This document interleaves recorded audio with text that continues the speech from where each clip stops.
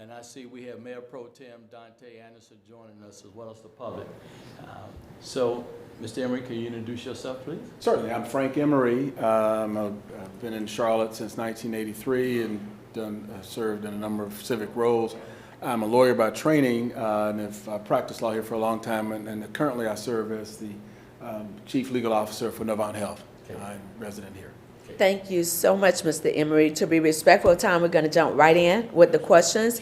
I have two questions for you. The first one is, are you familiar with the City Council priorities? If so, what is your commitment to these priorities? Right.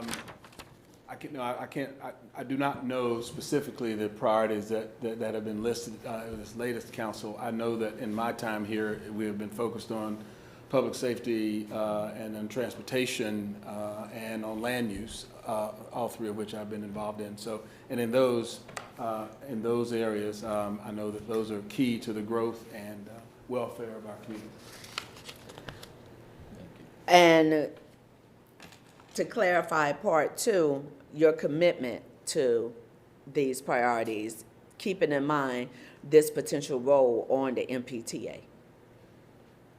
Well, so my commitment to those things is to support them and ensure Okay. that we are good at them. I think the challenge we've had as a community is not whether we do those things, but whether we think big enough and creatively enough about those kinds of incentives and things we're trying to do to make our community go to thrive.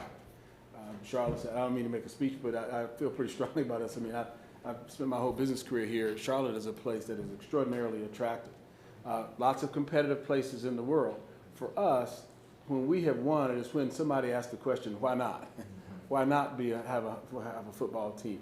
Why not, have, the Whitewater Center, there are things like that. And so I think for us, it is breaking the norm or breaking the expectation and thinking more creatively about who we are and what we as Charlotte can do to attract and retain the very best, smartest people, the best businesses, and make ourselves a great place to live. Thank you. Thank you. My second question, and I'm going to give Ms. Kelly a moment. Okay. As a board member, you'll be responsible for making decisions that align the transit authority's actions with the city's broader goals, such as economic development, climate resilience, housing, and equity. How do you see the role on the board in ensuring that transit policies and investments reflect and protect the city's interests and priorities? And if you need me to repeat that, I would gladly do it. I think I've got it, but please Clarify. correct me if I run off track. So in my mind, the focus is how, as a member of the authority, would I ensure that it was reflective of those initiatives? Well, first, by myself ensuring that I was familiar with them, but also in voting and in lobbying my colleagues in the way I needed to do to help us to go forward.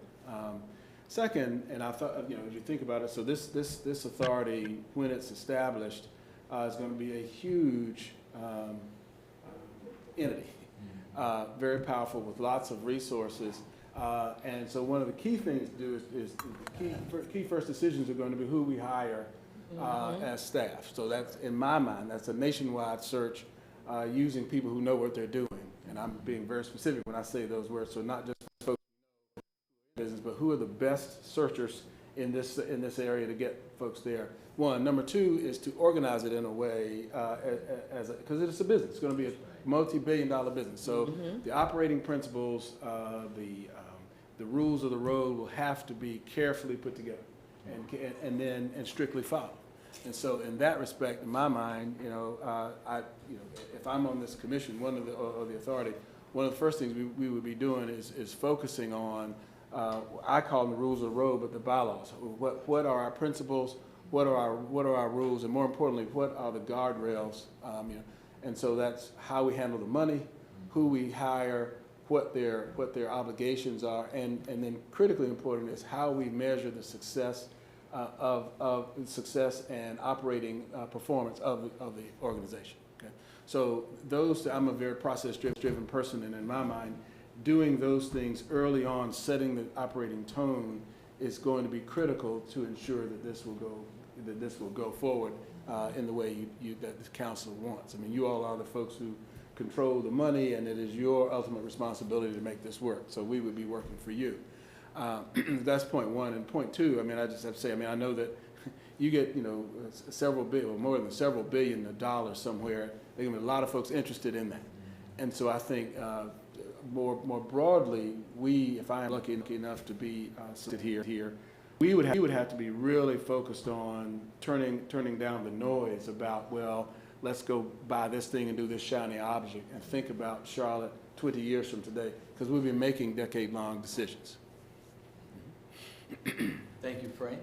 Frank, so I have two questions for you. The first one, please describe your experience managing and overseeing the work of others. Pretty much all most of my career. So as I indicated earlier, I'm a lawyer, so I've helped run law firms. So I've been a partner that ran pieces of the law firm. Then I've been the head who ran multi-million part of Hunton Williams, which was a large firm headquartered in Richmond. I now am an executive vice president at Novant Health, and I have compliance, legal, external affairs, internal audit, risk, and all of those areas report to me. And so I have 300 people in my group that I lead, and I, together with other members of the operating committee, we call it EVPs, help to lead that company. So I have those. And then earlier in my career, of course, I was a planning commissioner here and chaired the planning commission here in Charlotte-Mecklenburg. So I'd like to think that we were successful in what we did and the way we did it and work with it. And so the hallmark of my leadership style is to get good people, have clear expectations for what we're doing, and then hold people accountable. This authority is a historic moment in our region. What unique skills and experience do you have that would advance the efforts in public transportation? I agree. I think that's aptly put. I think this is. Let me just say, this is a generational moment for our community. I think we either get it right or we should go home. Okay. Now, in terms of my experience and skills and looking at opportunities like this, when I served on the Department of Transportation Board for 2 terms, and at that moment we were focused on trying to put together 485. And thinking through that project for this area, but also across the state, 285 in Raleigh, help. So my experience then was focusing on helping people think broader than today. All right, because this project in my mind, or this effort is going to do this. Those of us who get to serve on this will have to be thinking about projects and developments that we won't get to see. Right. I mean, we're talking about the future of this organization, of this community.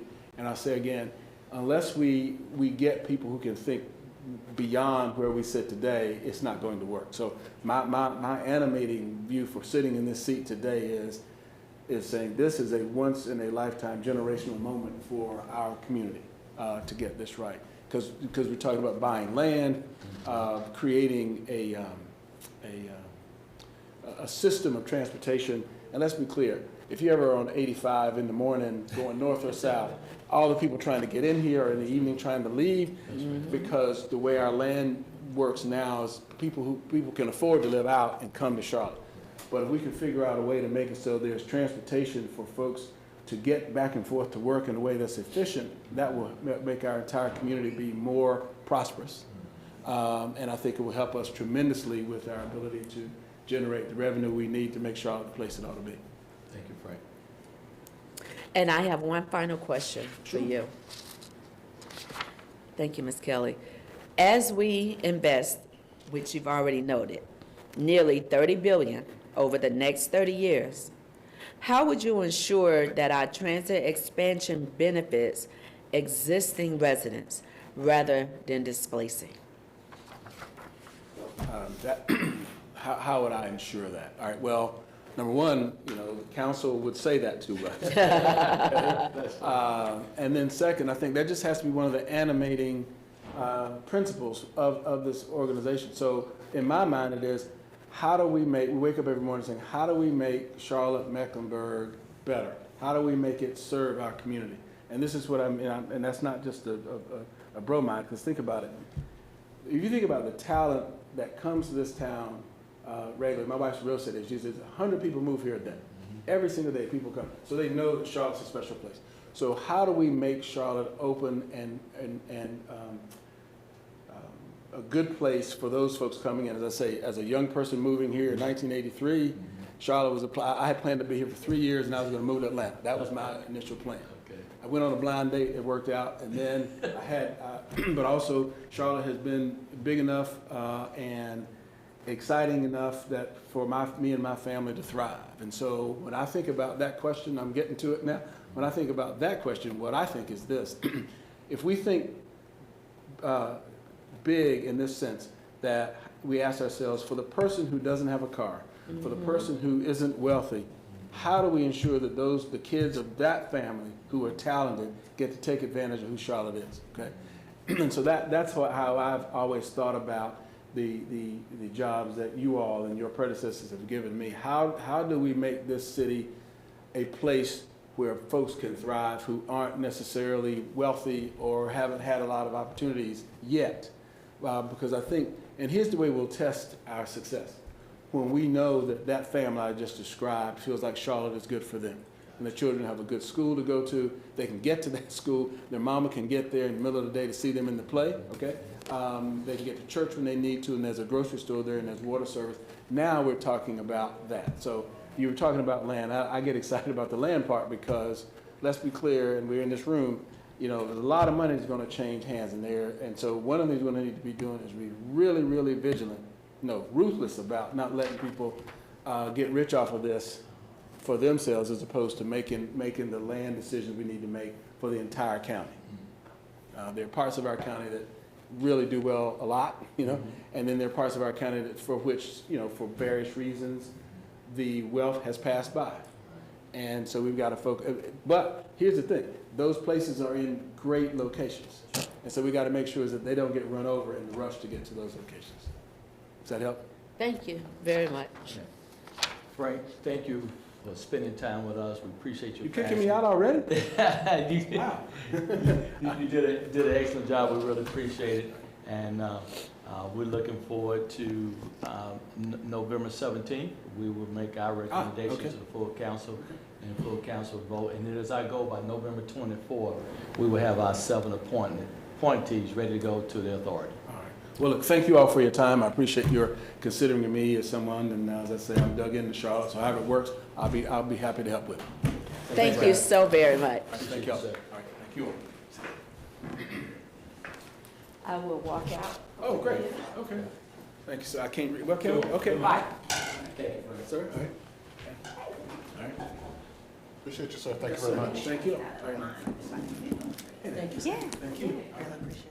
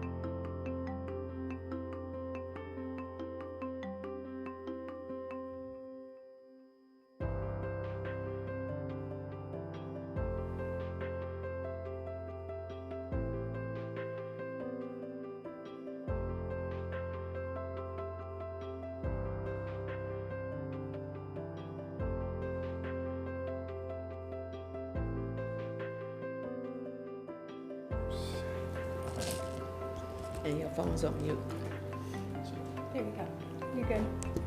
Thank you, everyone. David, thank you for being here. I'm going to go through some introductions. We have Mayor Pro Tem Dante Anderson just joined us. And I'm looking, we have Councilman Renee Johnson just joined us as well. And so we're going to ask you 5 questions. You got 3 minutes to respond. Stephanie Kelly will actually give you a warning when there's 30 seconds remaining.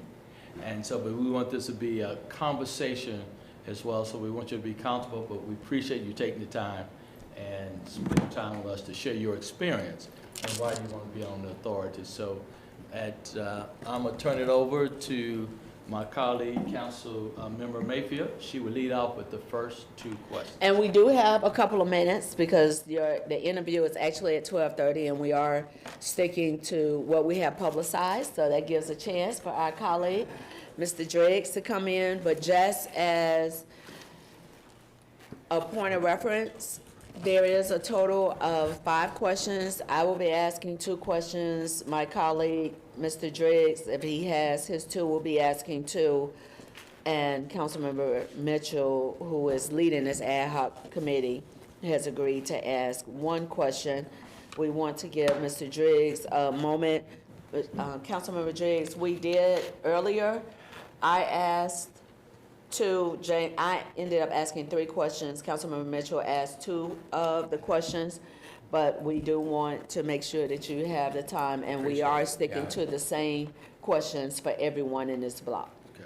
And we, being late because kids wouldn't want to go. well, of course. Know what you get for- And luckily, we have a couple of minutes Right, because the actual start time is 12:30. Thank you, Mr. Howard, for being here early. We know this is a very condensed timeline, so we definitely appreciate your willingness to be a part of today's conversation. I don't know the last time you called me Mr. Howard, so I appreciate it.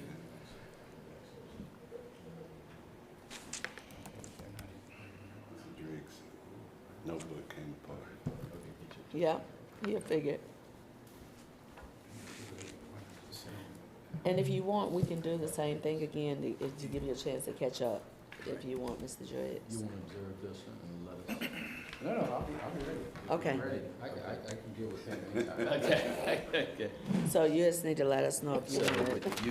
you do your 2, Yeah, and Ed's going to And do then his you- 2. right, And and then I'm you going to do do yours. this one Okay. right here.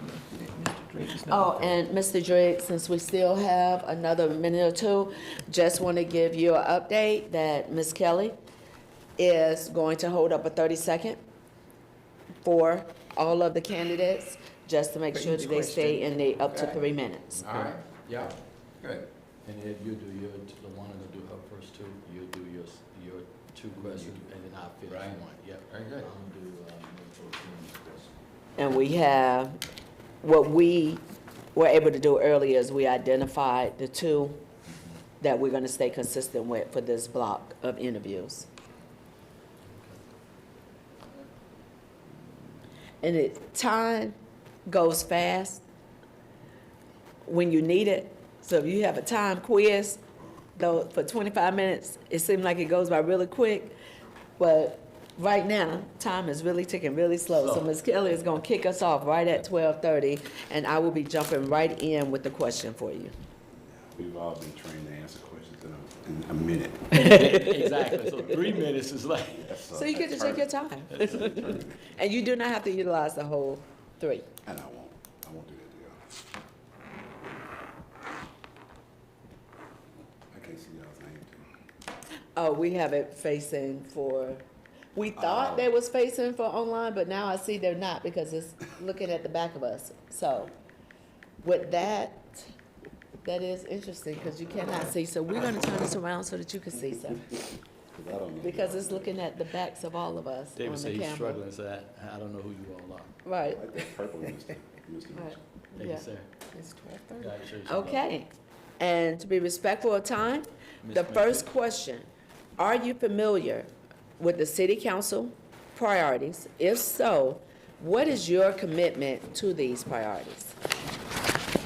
City council priorities, no, I'll be honest with you, I have not looked at the ones y'all just did, but I know traditionally they follow what the committee structure has been, so I would assume it's always safety, it's always economic development and housing and neighborhoods is what I would assume. And I would think investments from this transit tax help all of them. We already know some of the pressures on the neighborhoods that will come from this investment, so I think the new authority needs to be very cognizant of that for sure. We know the effect that it will have on housing. There's a lot of angst about displacement, so we need to work hand in hand on that one.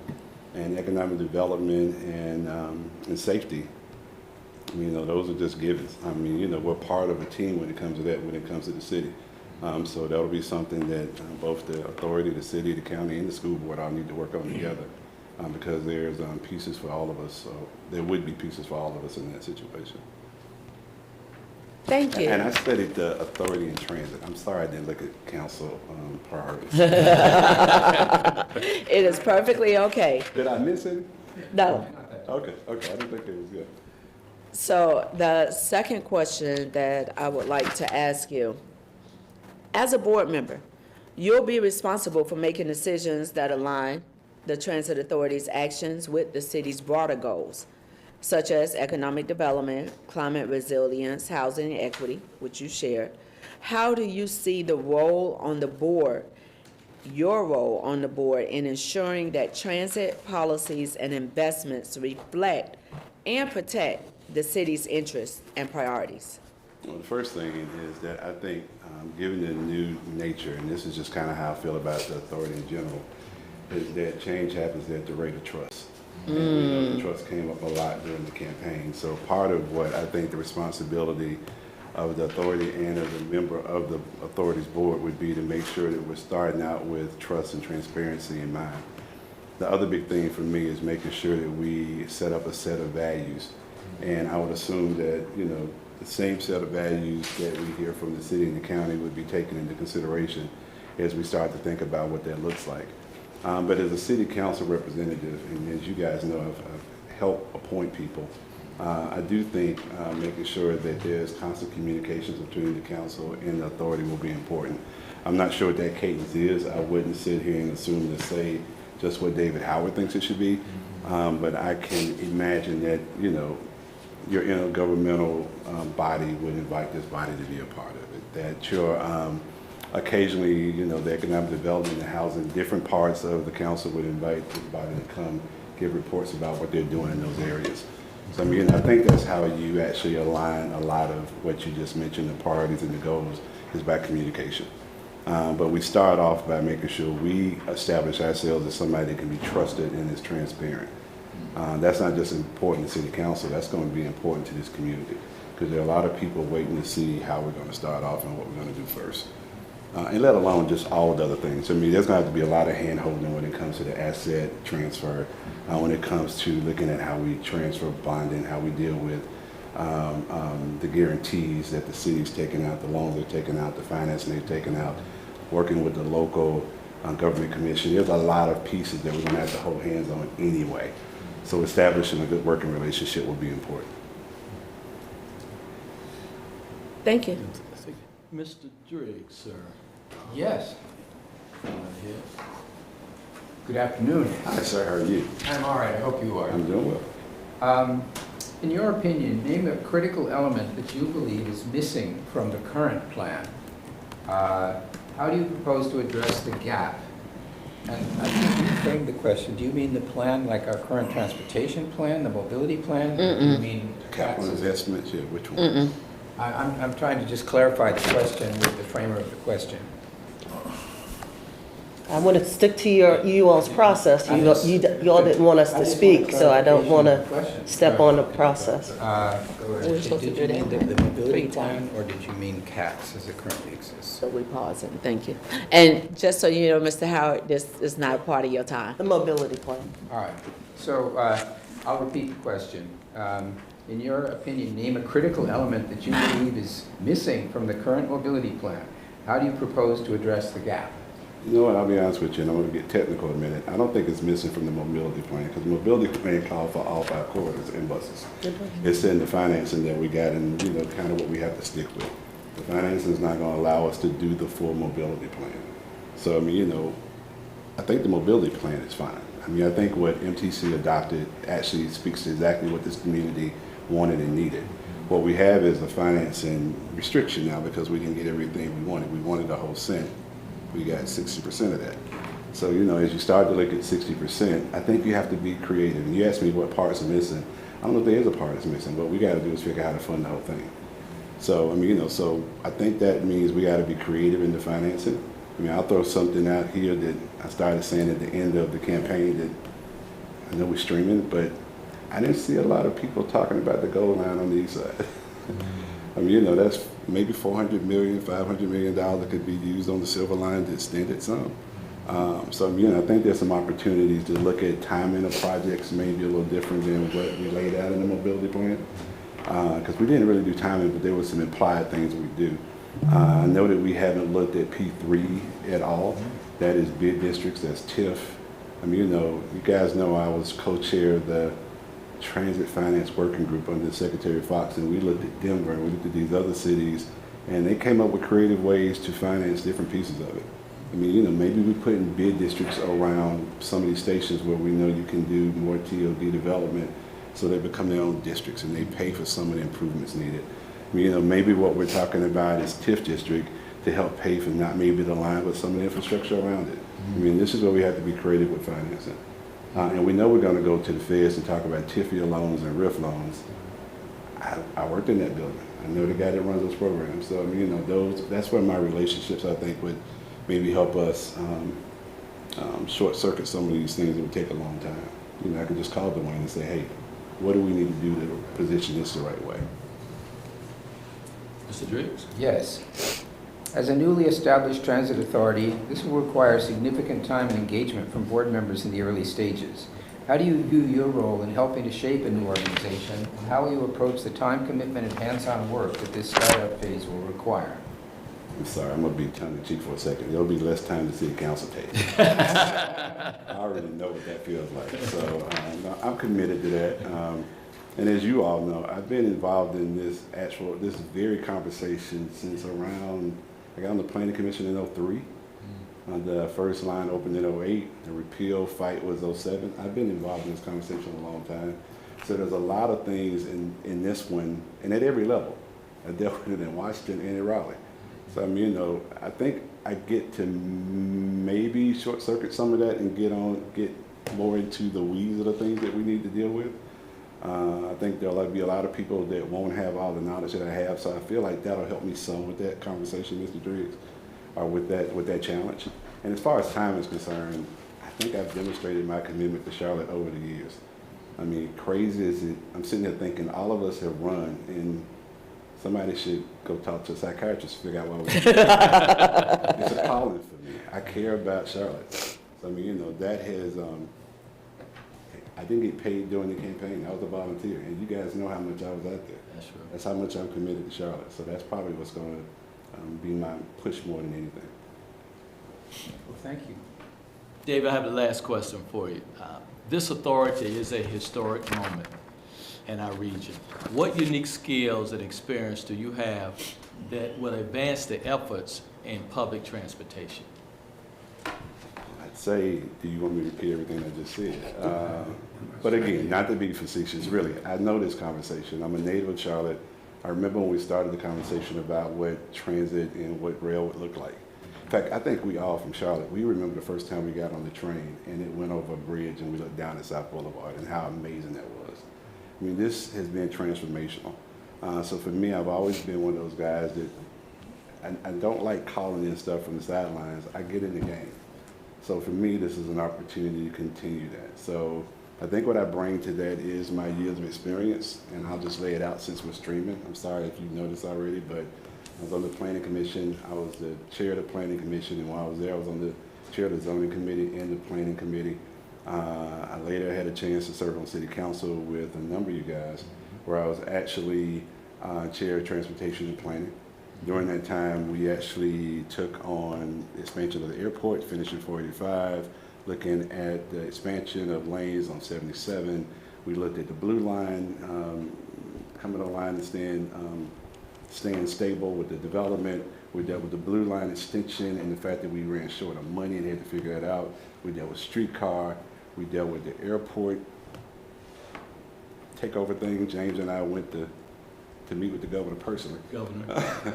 I mean, you know, so I mean, I've been involved in a lot of things, transportation. I had an opportunity later on to go to Washington, where I was over policy for federal highways, where I helped Secretary Fox with his Ladders of Opportunity and Reconnecting Communities effort. It was my job to stand that up for federal highways. I think the reason the Biden administration hit it so hard is because we gave them a book ready to go when they got there. It was just all they had to do is, you know, plug and play.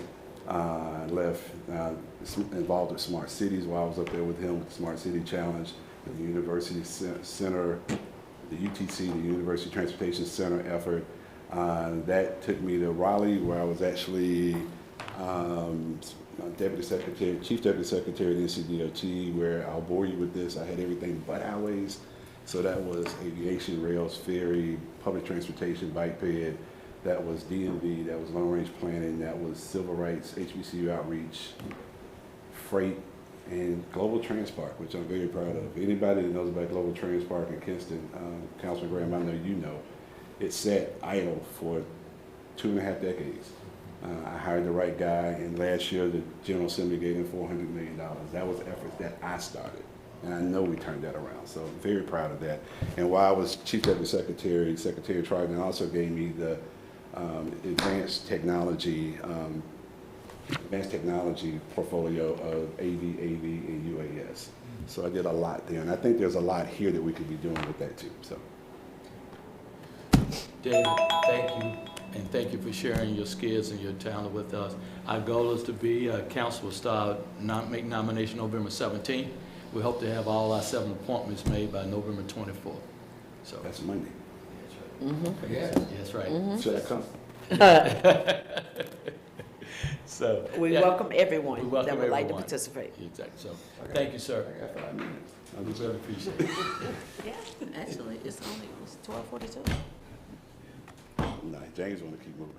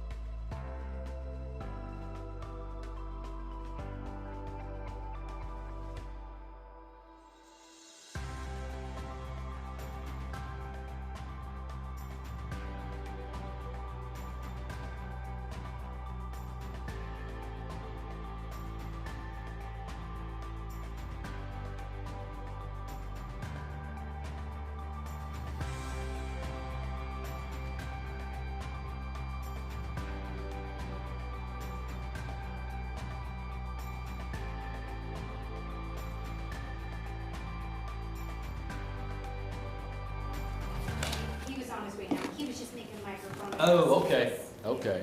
Oh, there we go. There you go. Now we're ready. So thanks, everyone. Now we have Mr. Dr. Tawan? Dr. Tawan Diggs. Yes. Councilman Mayfield, make sure we put your doctor. And then now joining us, I see we have Councilmember Dimple Ashmere, and she is joined with Councilmember Johnson, and in person, we have Councilmember Graham and Councilmember Mayor Pro Tem Dante Anderson, and then the work group committee, Councilmember Mayfield and Councilmember Driggs. So we're gonna ask you 5 questions. You have 3 minutes to answer each question. And then Ms. Stephanie Kelly here is going to give you a reminder with 30 seconds remaining, okay? And so I'm going to start off with Councilor Mayfield. Can you start us off, ma'am? Yes, sir. Thank you so much for joining us today. The first of my 2 questions. Are you familiar with the city council priorities? If so, what is your commitment to these priorities? I actually am. So one of the things about me being a researcher is I always do my research. So I was like, well, let me kind of look around and see what the council or what the city is actually out doing right now. And I took notes so I can make sure I didn't forget. But I wanted to say 3 of the ones that I think really stick out to me the most would be transportation and planning, safe communities, and great neighborhoods. And the reason is because my research is all focused around marginalized populations and how those populations are, how they reach the communities that they serve, on what in the work that they do. And those are the ones that really stuck out to me the most. And so my commitment obviously is there because when I saw those, I said, wow, those are the things that I truly embody, not only in my professional life, but in my personal life as well. Thank you. Councilman Mayfield. You went through that so quick, I wasn't even prepared. I was still writing notes. And we give Ms. Kelly a minute, because you have up to 3 minutes. Okay. So this one, as a board member, you'll be responsible for making decisions that align the Transit Authority's actions with the city's broader goals, such as economic development, climate resilience, housing, and equity. How do you see the role on the board in ensuring that transit policies and investments reflect and protect the city's interests and priorities? I think that's a really good question. I think one of the things that we have to do is make sure that we're being held accountable. So accountability is the biggest thing, not only for public consumption, but for what we're being asked to do as a board. So accountability for sure. And then I think also the next thing I would think about would be that of the community. How are we making sure that we're keeping the community at the forefront of everything that we're doing? And I say that, let me back up with community. Myself, actually, I utilize the CAT system. I have my own vehicle, but I utilize CATs for work, I utilize it for leisure, and I utilize it when I want to go to a Hornets game. So for my entertainment. So, and so thinking about that aspect is listening to the community and hearing them say like why or what is it that's needed. So community is one of the things. And then I think the last thing I would mention would be impact. Like what is the impact that we want to have with this authority that we're looking to do? Because we're looking to make some huge and some milestone changes in the city of Charlotte. So that impact, I think, is going to be very important. And how we utilize that impact is by utilizing data. Again, my background within research, utilizing data to making sure that we're utilizing that data that we're soliciting from folks and doing something with it. We have a moral obligation to utilize it and to be successful with it. And if we're not utilizing it, we need to be, again, accountable and transparent to say, well, this is why we did not do it. It's not that we didn't have a reason or we're not going to, but because of X, Y, and Z, this is why. Thank you. Mr. Driggs, sir. Diggs. No. Oh. Driggs. Sorry. I did a double take when he said good afternoon. Good afternoon. In your opinion, name a critical element that you believe is missing from the current mobility plan. How do you propose to address the gap? One of the things I think that is possibly missing is probably that cross connection or that collaboration between departments. Making sure that not only that we're not working in silos, but that we're working collectively across the board. I think partnerships is the best way that you're going to be able to achieve anything. And so without that cross collaboration, you're not going to be successful. You're not going to be as effective as you want. So making sure that cross collaboration is truly there. My other question is, as a newly established transit authority, This will require significant time and engagement from board members in the early stages. How do you view your role in helping to shape a new organization, and how will you approach the time commitment and hands-on work that this startup phase will require? I think one of the things with that is because it is a new organization, you have to have that hands-on approach. You have to say, I'm ready to jump in from day one and making sure that we're going to make this a success. One of the things that I'm involved in a lot of different things professionally as well as socially, from church to personal things, from my fraternity organization. And so I always try to make sure that I am organizing those things based off of like, hey, I know that these things need to get done. And we need to take that same approach with this authority. Because it's a new organization, we need to make sure that we are going to jump in day one and say, hey, these are the goals that have been outlined for us by the council or by the city. These are the goals that we're outlining for ourselves as the authority. Let's make sure that we're jumping in to get this done. How are we going to do that? Have that 30, that 60, that 90-day plan. What is year one going to look like for us? And just ensuring that we're truly dedicated and committed to this process. Thank you. Thank you. I have the last question, sir. Okay. This authority is a historic moment for our region. What unique skills and experience do you have that would advance the efforts in public transportation? Definitely. So I don't have, by trade, I do not have public transportation experience. However, but I do bring the lived experience. I bring the lived experience from being a CATS rider. Like I said, I utilize it not only for work, but I utilize it for leisure and entertainment. So I know what it's like to be trying to get somewhere or trying to make a connection and you miss that connection or there's a delay and what that impact that has. So I bring that real life experience. And so I definitely think that that's one of the most valuable things. And then again, going back to my doctoral research, I understand what it is for marginalized communities, what it's like when people are trying to displace them or when they're trying to be displaced and that they don't have access to the resources. So I bring that equity lens as well. I've utilized that data approach. I bring data to everything that I do, again, because we have that moral obligation to utilize the data that we're soliciting from folks. So I think I bring all of those, even though I don't have necessarily that public transportation background, I do have other things that I do believe that will be beneficial and be beneficial to helping the authority. Thank you so much, sir, for spending time with us.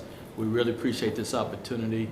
Our goal would be we will start nomination on November 17th, and then the goal on November 24th, we will select the 7 to represent the city of Charlotte on the authority.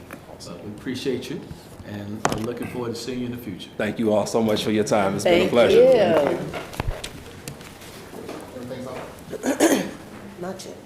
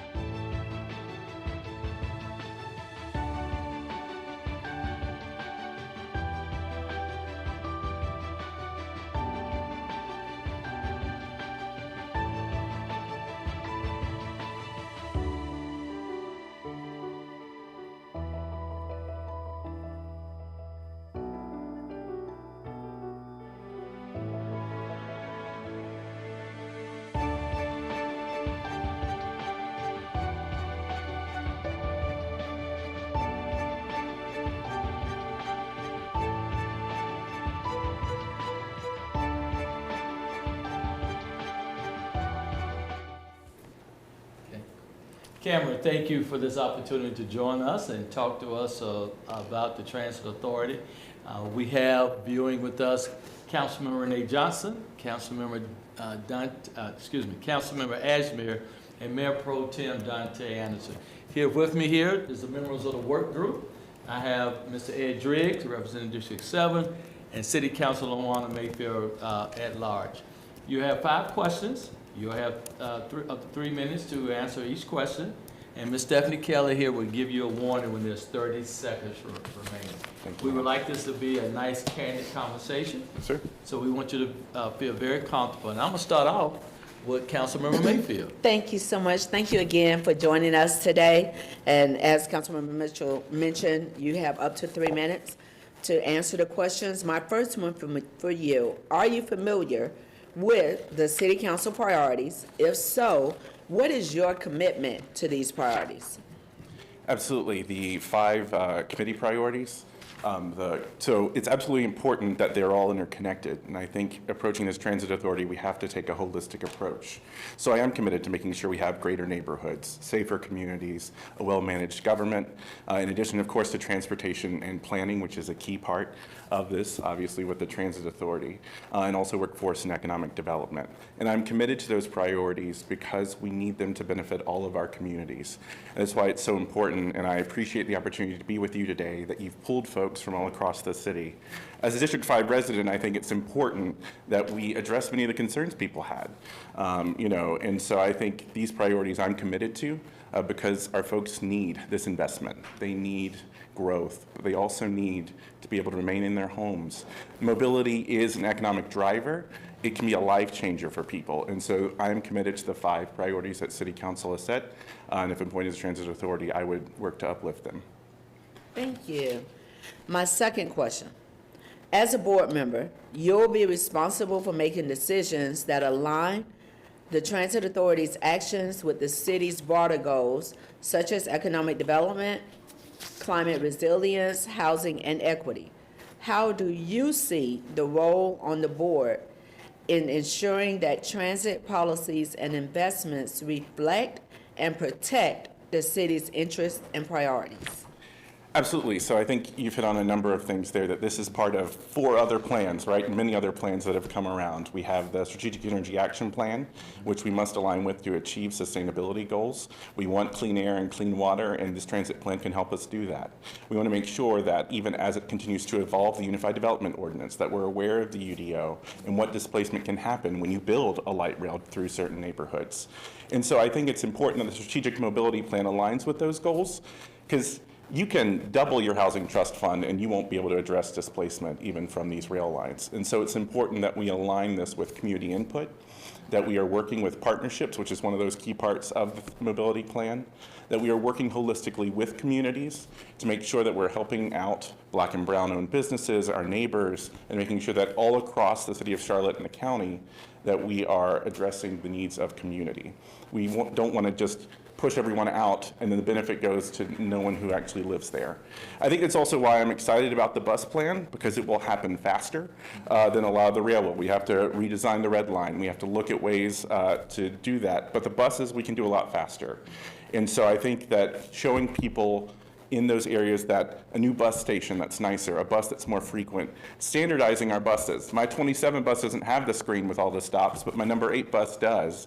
And so keeping that in mind, that fast, frequent, safe buses would be an opportunity to increase that mobility without economic displacement and earn trust as we go for these bigger projects. Thank you. Mr. Driggs. Yes, good afternoon. Good to see you. In your opinion, name a critical element that you believe is missing from the current mobility plan. How do you propose to address the gap? Absolutely. I mean, I've already talked a little bit about that, but the displacement piece, right? The concerns about what will be the impacts of a silver line that goes through West Charlotte, right? And goes partially to the Bowplex. What will be those impacts? And so we've talked about it. I attended a lot of the Yes for MEC meetings, and it was discussed.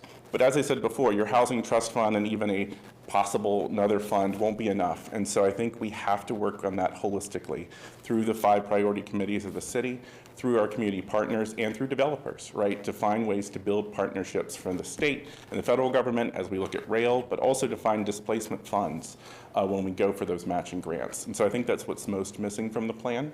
I agree that it's had a lot of community input. I know that was 4 years ago and a lot changes with 150, however many people move in a day, but I think displacement concerns and plans are the biggest piece missing.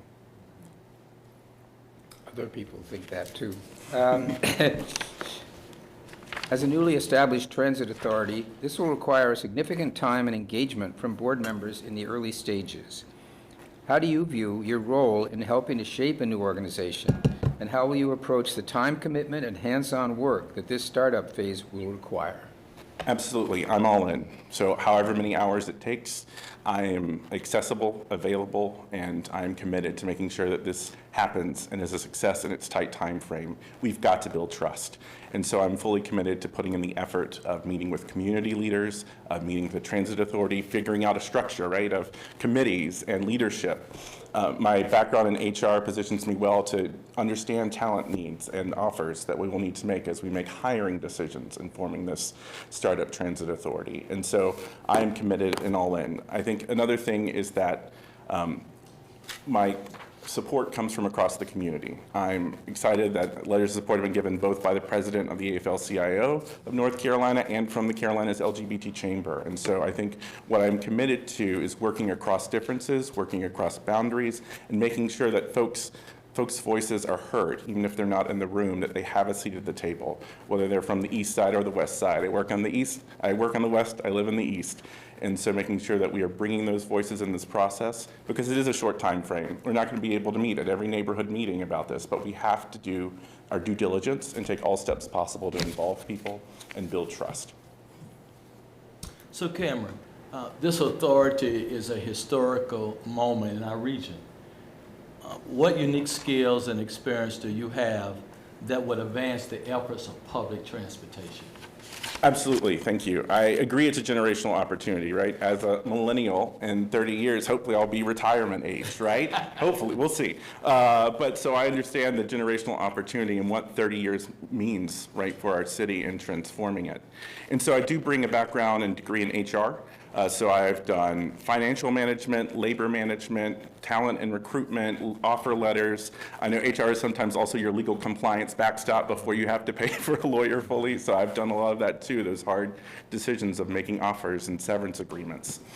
I also have broad work in the community that I think I bring that crosses different communities, crosses different groups. I worked with interfaith groups. I worked with corporate groups. I have great relationships with folks on our city council, our county commission, our board of education, and our Mecklenburg delegation to the North Carolina General Assembly. I bring ready relationships for when we have to make calls. I know part of this plan has been about how can we connect this to students at high schools, right? How can we connect this to economic development? And as we look to leverage those partnerships and possible investments, I think it's important, right, that we come in ready to talk to, that it's not just a stranger calling them for the first time. And so I bring those community partnerships, those elected partnerships, a background in HR. And currently my role as nonprofit executive director, I'm used to doing board relations, right? I'm used to making a budget and being accountable to somebody for that budget. And so being able to provide oversight for that, I believe I bring those skills as well. Cameron, we want to thank you for taking the time to drop by and have a conversation with us and to talk about what skills you can bring to Transit Authority. We really appreciate it. And so it is our goal on November 17th. The City Council will make nominations, and on November 24th, we will vote on all 7 of our appointees to serve on the authority. So stay tuned, and we hope to see you in the future. Thank you so much, and thank you again for the opportunity to make it this far. I appreciate it. Thank you, Cameron. Thank you.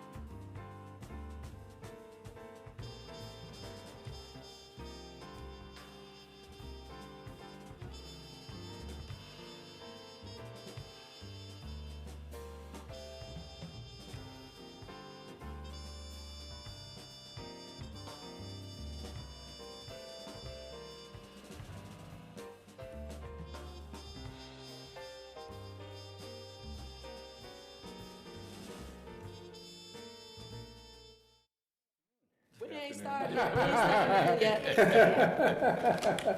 We're There not we ready go. yet. Mr. Okay, Chair. stand by. Here we go. Stand by. So, Mr. Ford, thank you, Joel. I'm gonna call you Joel, because that's how I know you're Joel. Thank you for joining us for this brief conversation. Would love to hear about your experience and your expertise, why you've been an authority. We only ask you 5 questions, sir, and you're gonna have 3 minutes to answer each one. And Ms. Stephanie Kelly is gonna give you a warning with 30 seconds to go. And feel relaxed, like you're having a conversation with your friends, okay? Okay. Okay, I'm gonna start off, let me introduce some of my colleagues who are joining us. So virtually, we have Councilmember Johnson, Mayor Pro Tem Anderson, and Councilmember at Large Dimple Ashmere. And then we are the members of the work group, Mr. Driggs, Councilmember Mayfield, and myself. And we're gonna start off the questions with Councilmember Mayfield. Thank you. Thank you again for joining us today, Mr. Ford. So this one's an easy one. Are you familiar with the City Council priorities? And if so, what is your commitment to these priorities?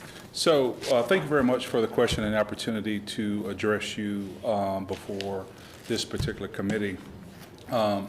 The city priorities for me are important, and I want to make sure that my goals and my values are in line to support the council committee's values and mission for the city of Charlotte.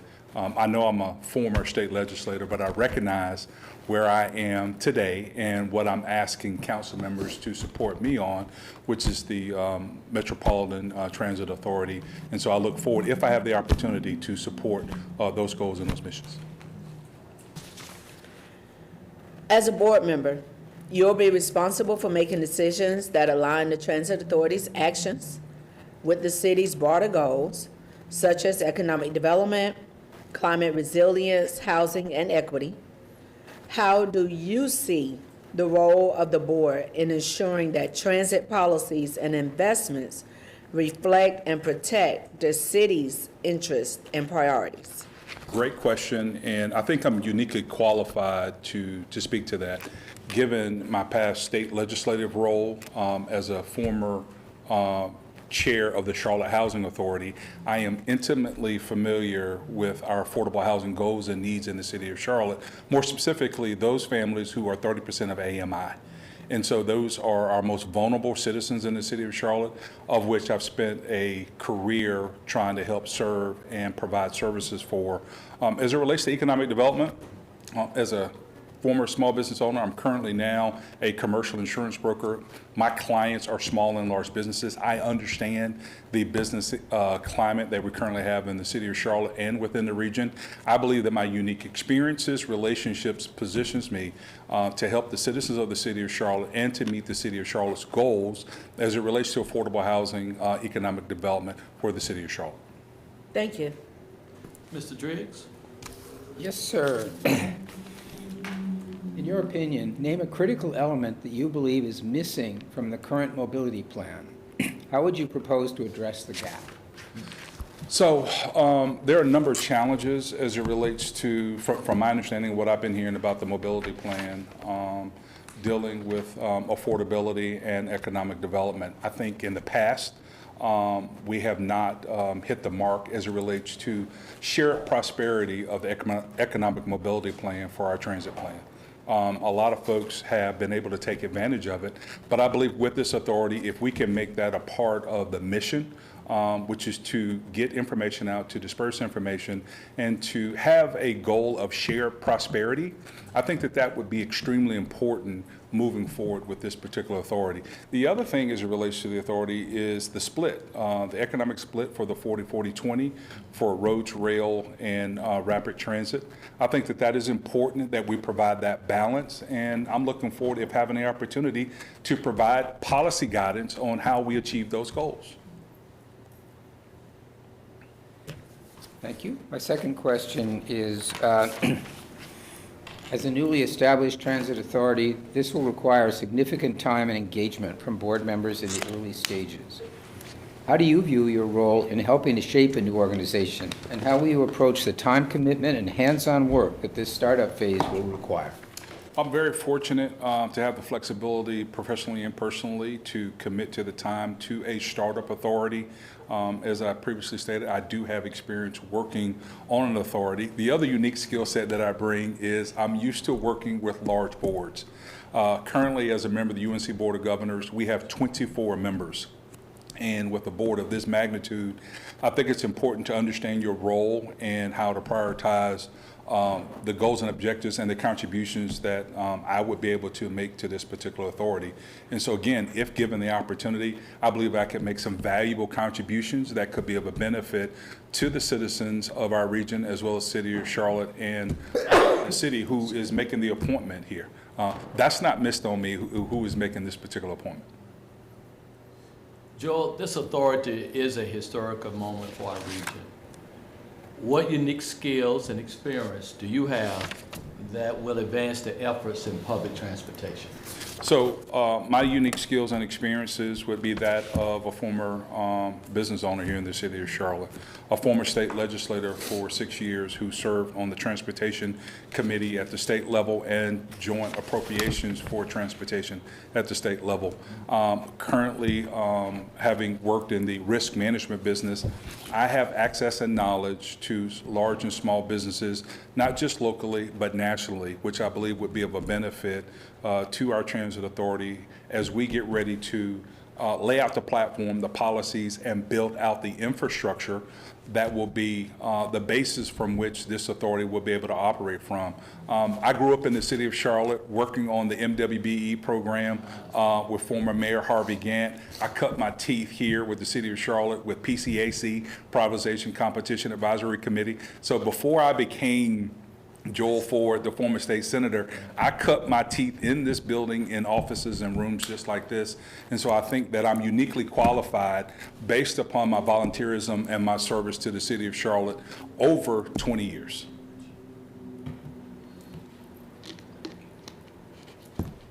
Joel, thank you so much for taking the time to drop by and share with us your experience. Here's our goal, sir. November 17th, the City Council will start making nomination. And then November 24th, we're hoping we'll have our 7 applicants voted on to represent us on the Transit Authority. So stay tuned. Both of them are going to be public meetings at the City Council. Thank y'all very much. I appreciate the opportunity and hopefully see you guys soon. Okay.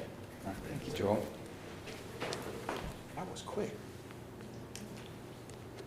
They've been quicker than we expected. People are unbelievably concise. But y'all have a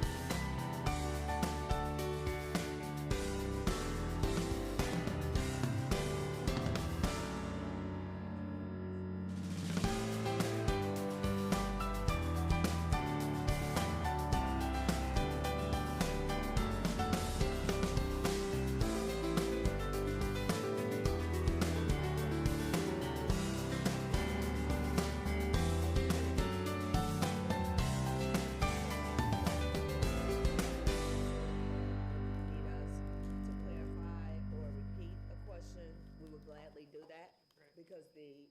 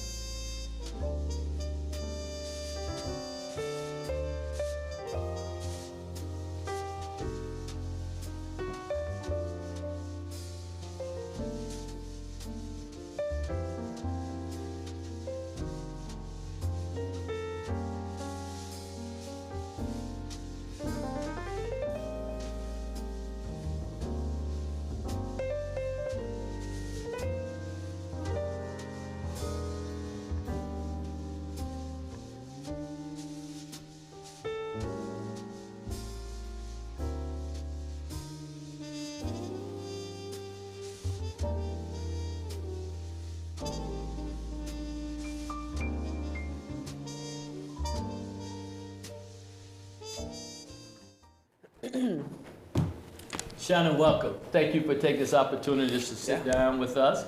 We will ask you 5 questions, and then you have 3 minutes to answer, up to 3 minutes. Stephanie Keller will give you a 30-second warning.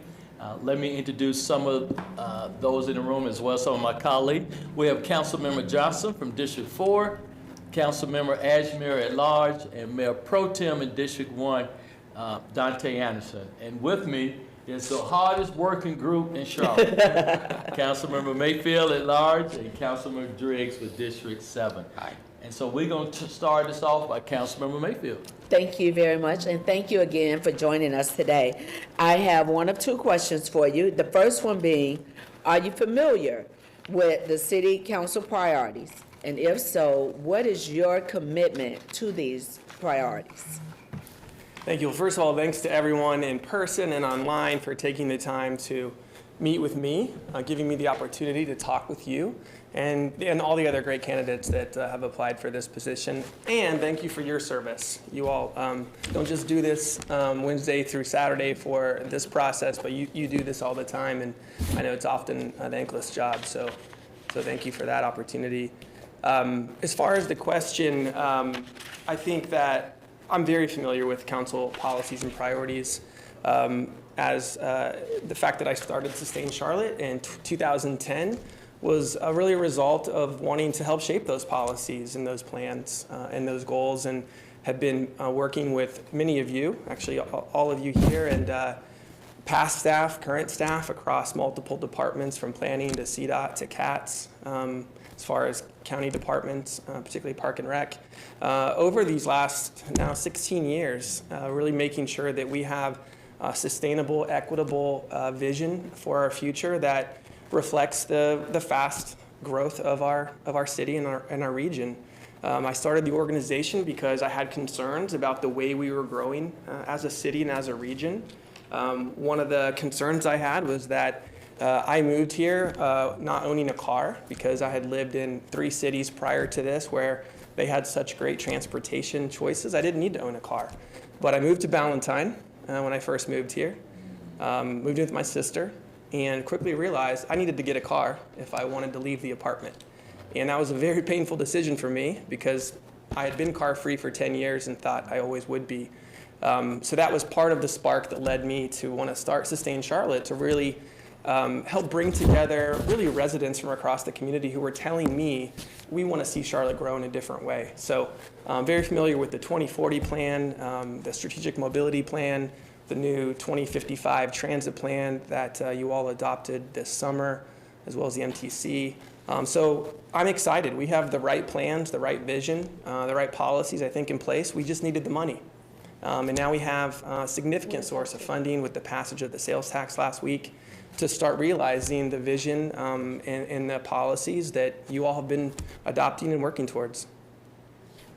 Thank you. And for my second question, give time for reset. As a board member, You will be responsible for making decisions that align the transit authority's actions with the city's broader goals, such as economic development, climate resilience, housing, and equity. How do you see the role on the board in ensuring that transit policies and investments reflect and protect the city's interests and priorities? Absolutely. This is an appointment that you are considering for City Council, right? So as a board member of the MPTA, my job would be to ensure that decisions are being made in alignment with the policies and goals and priorities of the city. So I think my deep experience and knowledge around what those policies and priorities are, I think will be very vital for anyone in this role. And I think that's experience that I have and a perspective I have. But absolutely, I've realized that I and anyone else that you all appoint is not there to serve our personal interests. We're there to serve the people of Charlotte and reflect the policies and plans and goals and values that our residents have told us over the years through the robust public engagement that staff have done and you all have done, what they want our city to become. And in this case, not just from a mobility perspective, but as you noted, the thing about mobility, right, it touches on and is integrated with all the issues you mentioned. There's an equity dimension, there's an economic dimension, there's a health and a climate dimension.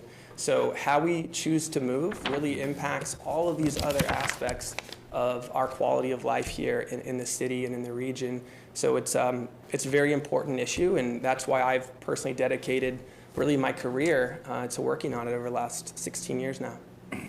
Thank you. Mr. Driggs? Yes. So, get the right page here. Here we go.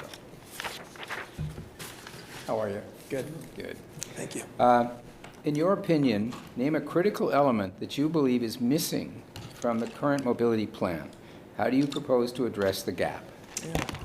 Well, I would say the biggest challenge that we face right now is a lack of trust from our citizens. I think, unfortunately, we did see that with the narrow passage of the sales tax. There is a lot of concerns and again, mistrust, I think, because of the challenges we faced in the past to fulfill the plans we've had around mobility and transit in particular, with our inability to fully implement the 2030 transit plan. I understand what those challenges were, and I try to help people understand that costs escalated. We had a recession, we had COVID. There are a number of reasons why we can't always execute the plans that we have. As far as the current plan, I think what's exciting is we have an integrated mobility plan for the first time with the adoption of the Strategic Mobility Plan in 2021. This sales tax increase that voters just approved will allow us to invest in all the ways that our people move around and want to move around more, whether they're walking, biking, riding the bus, riding the train, or driving. And so I think the comprehensive nature that we've taken as a city in terms of recognizing that there are lots of ways to get around and we need to serve people no matter where they are in terms of how they get around is really important. So I really do think we have the right plans. I think the 30-year transportation investment plan that CDOT put out and shared with you in January is a solid plan. I think what it's missing are timelines and price tags. And I know several have raised that concern. I think the challenge they faced in talking a lot with CDOT staff about that investment plan is not exactly knowing how much funding would be available because we hadn't approved the sales tax yet. But also there is a lot of projects that we need to do, a lot of road projects, because we have not been able to keep up with the transportation investments that frankly we needed to make. I think you all know that well. So I know the list of projects that CDOT has is very long. I think it's over 200 projects. And the challenge, I think, will be helping them shape or determine what order do things get built in. And that's, of course, on the road front. My responsibility, if I were to be an MPTA member rather, is not that portion strictly. It's the transit portion, of course, the 40% for rail and the 20% for bus improvements. And I'm very excited about the bus piece. I think that often gets overlooked. We have a very anemic bus system here. It does not serve the people in our region. And that is the way that a lot of low-income people who cannot afford the high cost of owning a private vehicle get around, and that's what they rely on to get to work. We need to make it easier for them to get to work reliably and safely. And I think the fact we will have very soon with this investment 15 routes across our county where the bus comes every 15 minutes, and 250,000 people now within a 10-minute walk of a bus that comes every 15 minutes is transformational. Thank you. Mr. Driggs? Yeah. Your next question. As a newly established transit authority, this will require significant time and engagement from board members in the early stages. How do you view your role in helping to shape a new organization, and how will you approach the time commitment and hands-on work that this startup phase will require? Well, I have experience with that. So I started Sustain Charlotte, again, 15 or so years ago, with literally nothing. I didn't have any investors. I quickly figured out I needed to have a business plan and figure out how to raise money. But I've done it. I've started an organization that I've now been able to sustain financially and with, I believe, significant impact for the last 16 years. So I love starting up organizations. This isn't my first organization. I actually started up a for-profit business when I was a junior in high school, and was able to quit my part-time job working at the local retail shop. I opened a dance club for high school students that was alcohol-free. So I come from a line of entrepreneurs. I've focused on social entrepreneurship, but I've been a member of the board of directors for Sustain Charlotte for all 16 years. I've recruited board members, but mostly I've worked with board members to advance the mission of Sustain Charlotte. So I'm very familiar with all the things that an organization needs to be focused on. You need to raise funds, you need to establish a budget, you need to manage that budget, you need to market, you need to ultimately serve your customer, whether you're a for-profit or a nonprofit. I get excited about starting up organizations and figuring out how we can all work together to achieve what we've been charged to do. Shannon, I have the last one for you, sir. This authority is a historical moment for our region. What unique skills and experience do you have that would advance the efforts in public transportation? Absolutely. First, I couldn't agree more. This is a historic moment for our city and for our region. We've unlocked with the passage of the sales tax increase last week a historic level of investment available to us, of funds available to invest in the future of our city and of our region. And it's critical that we use those funds wisely, responsibly, and as promised to voters. I think we have work to do to ensure that we are investing those funds in the way that we said we would, but also in a way that they want, which is helping them get around more safely, more efficiently, more reliably, right? I mean, this is how we get around it, how anyone gets around their community is critical to their quality of life. It's access to opportunities, to jobs. It determines the quality of the air that we breathe, how connected we are to our neighbors and our friends and family who don't live in our neighborhoods.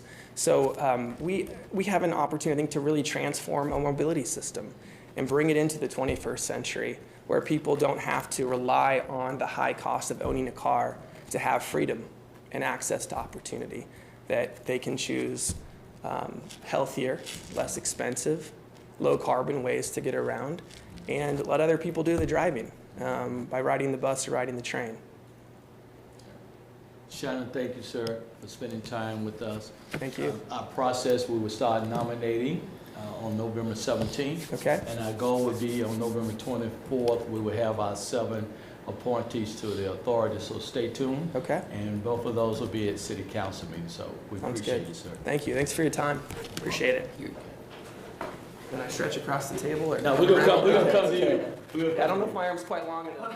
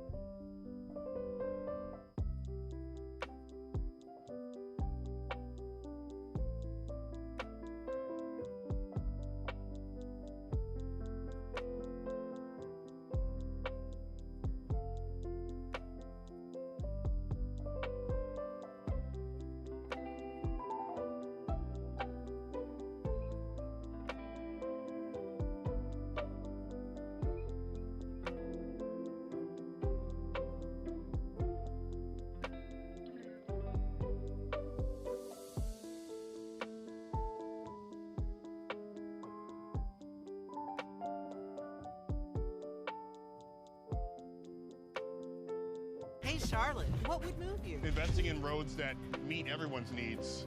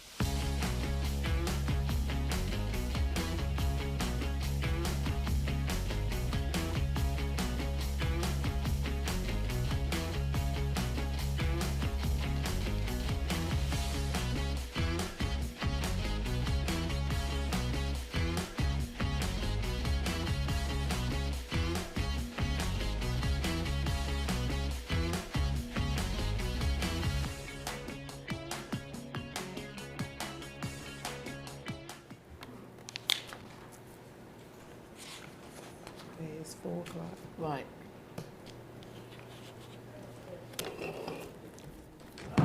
The great thing is that time is on our side. Because at this point, it's them that we waiting on. We're not sure, Reverend Mack, if you saw it, but we did put on the website that. Here we go. 3 to 4, okay. So. Yeah, let me just put my notes away. No, I've seen your moments. No, you can have your notes. Oh, I can? Yes. Okay. Yes.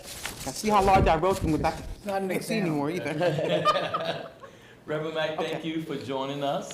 Thank you Have for a having me. conversation about the Transit Authority. We're gonna have 5 questions for you today. And you have up to 3 minutes to answer each question. Stephanie Kelly here will raise a card up when you've got 30 seconds remaining. Okay. We would like this to be much as you being comfortable and having a conversation. So let me introduce some of the people who I see have joined us. My colleague from District 3, Tijuana Brown. And then you have the work group committees here at City Council at Large, LaWanna Mayfield. And to my left, District 7 extraordinary, Ed Riggs. And so I'm gonna have Councilmember Mayfield lead us off. Thank you very much. Thank you again for submitting your application and being willing to serve. The first question I have for you, are you familiar with the City Council priorities? And if so, what is your commitment to these priorities? My commitment all the time is ensuring that everyone in the Charlotte-Mecklenburg area is safe and that they're seen.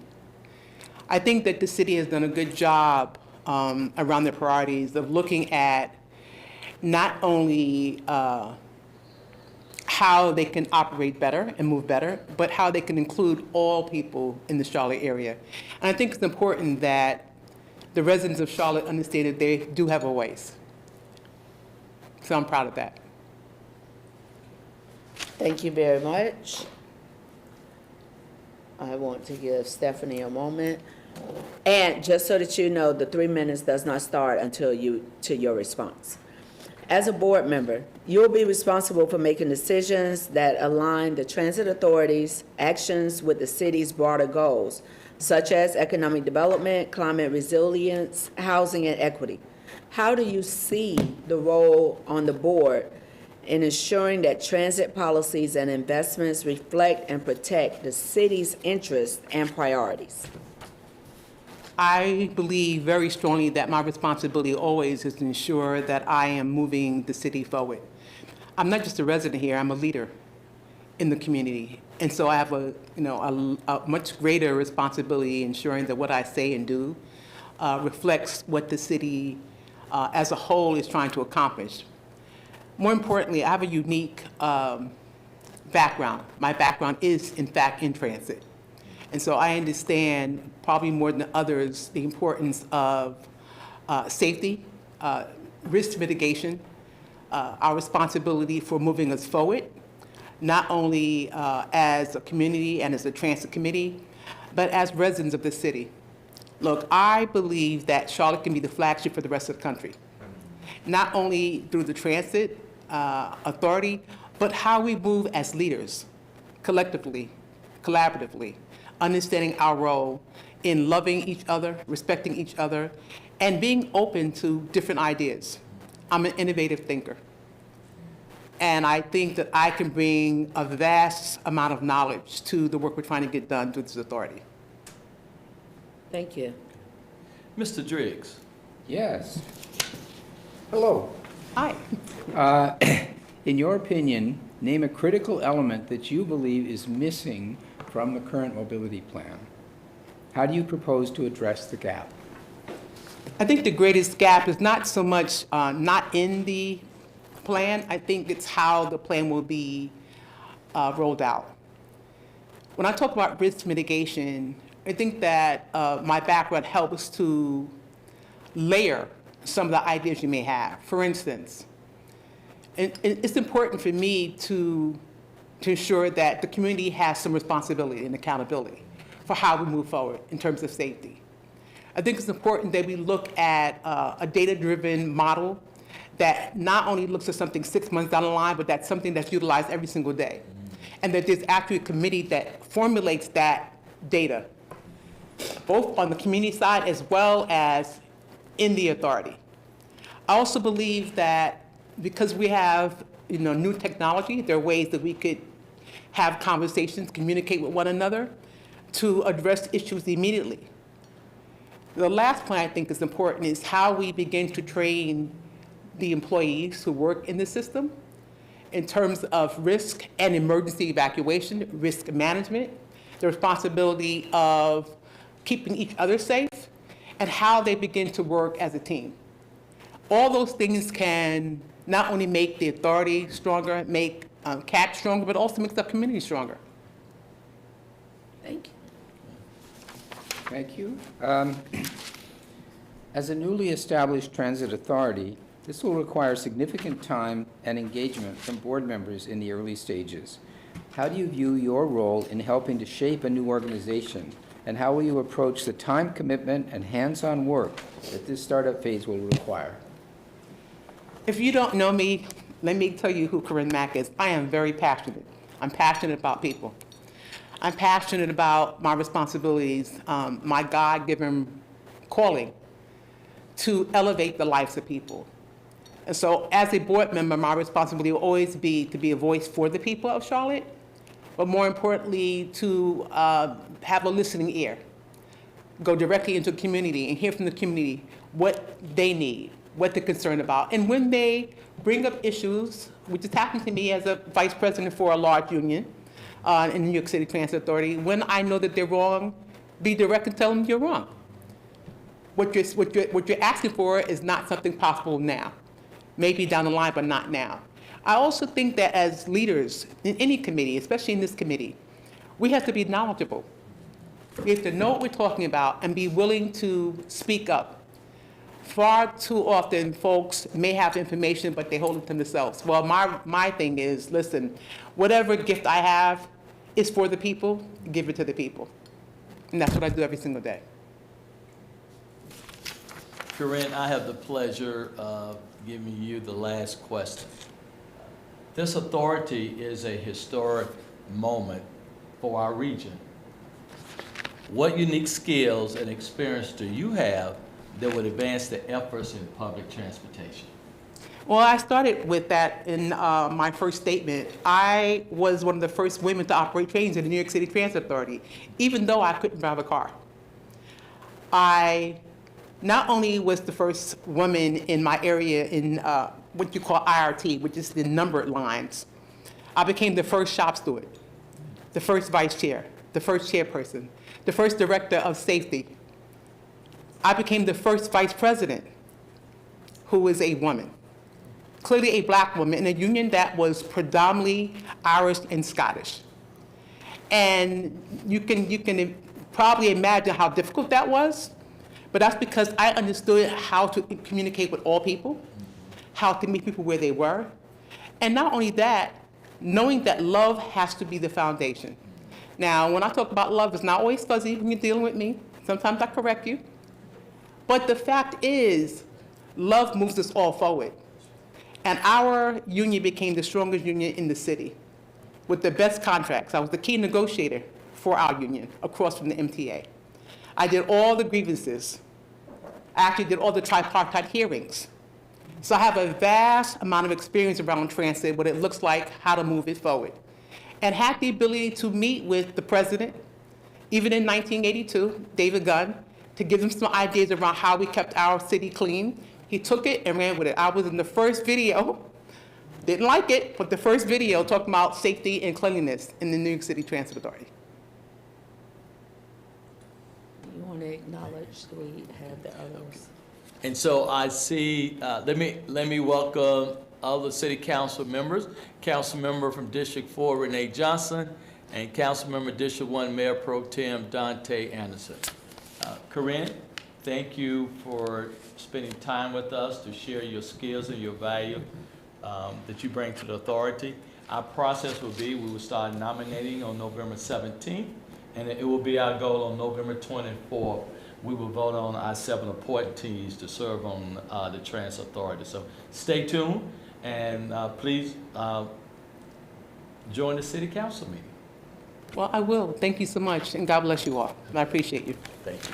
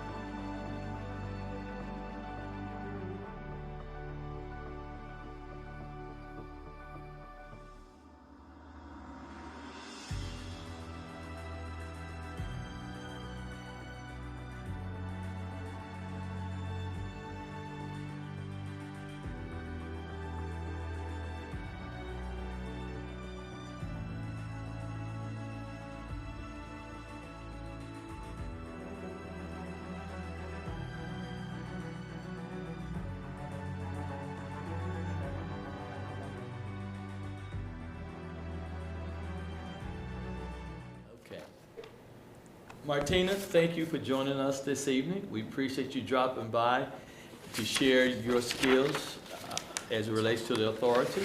We're going to have a total of 5 questions for you. We're going to allow you up to 3 minutes to answer each question. Ms. Stephanie Kelly here is going to provide a kind of a warning with 30 seconds remaining. Okay? Let me introduce some of our colleagues who have joined us. We have Councilmember Tijuana Brown, representing District 3. Councilmember Renee Johnson, representing District 4. Councilmember Dante Anderson, representing District 1, and our Mayor Pro Tem. We are the work group committee, and so we have Councilmember LaWanna Mayfield at large, and your district rep, Councilmember Ed Driggs, okay?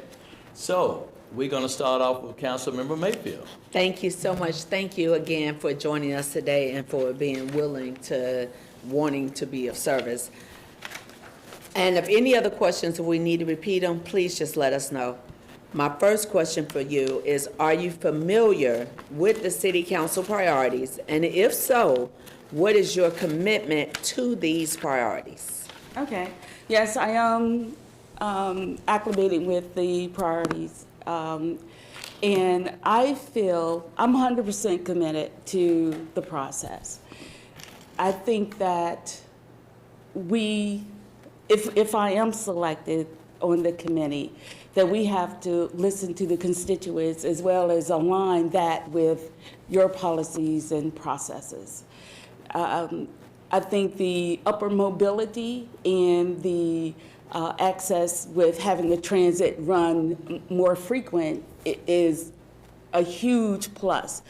And I want to just give you an example, because when I first moved to Charlotte, North Carolina, I was on the 11, the North Tryon bus route, because I didn't have a car. Okay. And they didn't run, but maybe like every half an hour to an hour, because it was on the square at that time.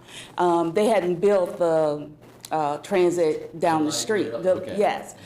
So I know what it means to be out in the cold, waiting for the next bus line to come, from my own personal experience. And I want to give another experience where when my son was like 5 years old, he was academically gifted. And it was hard trying to find a school that fit his educational needs. So my son went to a private academically gifted school that did not have transportation. So you have to think about the parents who wants to have the best choice of education for their children, and how do they find the transportation to get them to and from school. So I have been privileged to have great jobs that afforded me flexibility to where I could come to work late, take my son to school, leave early, pick him up, and complete my hours at home. So I understand the importance of this transit bill. Thank you. For my second question, as a board member, you'll be responsible for making decisions that align the Transit Authority's actions with the city's broader goals, such as economic development, climate resilience, housing, and equity. How do you see the role of the board in ensuring that transit policies and investments reflect and protect the city's interests and our priorities? I think in order to protect the city's interests, that once again, we have to listen to the people. And it's like having a marriage, right? You and I could be talking to each other, but if we're not listening, then we're not communicating. So I would work with the other board members to ensure that we stay in alignment with the priorities of the committee and the city, and paralleling that to the needs of the community. Because I think that we have to stay focused on the needs of the community and ensure that we're meeting that with your policies. Give me one moment. It looks like our Gov channel is blank And this is not gonna eat into your time. We've already paused this for you because we wanna just check with CorpCom to make It's sure. like, I'm tired of hearing you talk. Oh, no. I think they could be tired, because it's been since 12. Oh, is it? Okay. So it's not you. I think they could be telling us, I'm tired. But the great thing is, these interviews aren't going as long as the amount of time that we allocated, so hopefully this will not take long. But we definitely want to be respectful of the process and not have your information not be shared. Okay. Oh, okay. So We're back. slowly, we're kind of coming back into focus. There we are. And what I'm going to do is we're staying here, but I'm going to repeat the question. And for those that are watching online, we did have a momentary glitch, so I'm going to repeat the last question that I asked, and we're going to continue from there. Okay. As a board member, you'll be responsible for making decisions that align the transit authority's actions with the city's broader goals, such as economic development, climate resilience, housing, and equity. How do you see the role of the board in ensuring that transit policies and investments reflect and protect the city's interests and priorities? Once again, I will reiterate that it's about us aligning the priorities and policies with the constituents to ensure that we're meeting their needs as well as being in alignment with the city desires to implement. I think one of the things we have to look at is when you talk about economic development is to ensure that we're not displacing constituents, because we can price people out when the light rail is built. And we have to really think about that, because right now, as we know, housing prices is up. And if you were born in poverty, you most likely will not get out of poverty in Mecklenburg County. So we really have to be conscious of how we're building and ensuring that the people who are there can stay there. That's right. Thank you. I'm going to yield to your district rep with the next question. Here we go. Picture, we're in a Friday morning setting. Okay. In your opinion, name a critical element that you believe is missing from the current mobility plan. How do you propose to address the gap? I'm not sure if I know if this is actually missing from the plan, because I have sat in a lot of the sessions listening to the plan at different venues. But I'm going back to my story earlier of when I became a single parent and I wanted to send my son to a school that was conducive to his learning style. That was very important to me, and I'm sure it's probably important to a lot of parents that may not have the ability to send them there because of transportation. So how do we solve that problem? We're sending smaller children to locations, maybe by themselves. You know, I know that we're talking about having the different cars to send people like to microtransit for like grocery stores and things of that nature. But does that also include schools? It could. I don't. Just throwing that out there. So I would look at gap analysis, brainstorm. I think once this committee is together, there could be a lot of other ideas that come up from life experiences and people's backgrounds. And could those things be implemented as a part of this long-term strategy?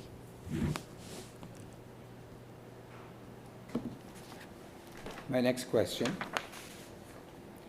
As a newly established transit authority, this will require significant time and engagement from board members in the early stages. How do you view your role in helping to shape a new organization, and how will you approach the time commitment and hands-on work that this startup phase will require? Okay, so in my professional background, I am in information technology, and I always tell people I was in information technology before I even knew I was, because I was in the United States Navy, and I was radio man, and now that rate is IT. So, Thank you for your service. thank you, thank you. I'm a veteran too. Okay, great. I have been a part of many proof of concepts where you're taking something from nothing and building it. So with my IT background, I know what it means to integrate systems and how you build it out.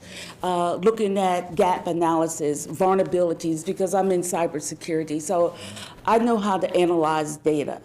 So that's what I feel I would bring to the table. And have the ability to move the process forward, looking at processes and how you interconnect those. So Martina, I have the pleasure to giving you the last question. Okay. This authority is a historic moment for our region. What unique skills and experience do you have that would advance the efforts of public transportation? Oh, so I think I already answered the ads question, right? Yes. So if you want to answer a question, now you So can. can you repeat? Time commitment. Yeah. Time commitment was Ed's question. Oh, time commitment. Okay. I'm sorry, but I think I answered You did. by mistake. That's okay. We're But flexible. thank you. Time commitment. I think I have the time.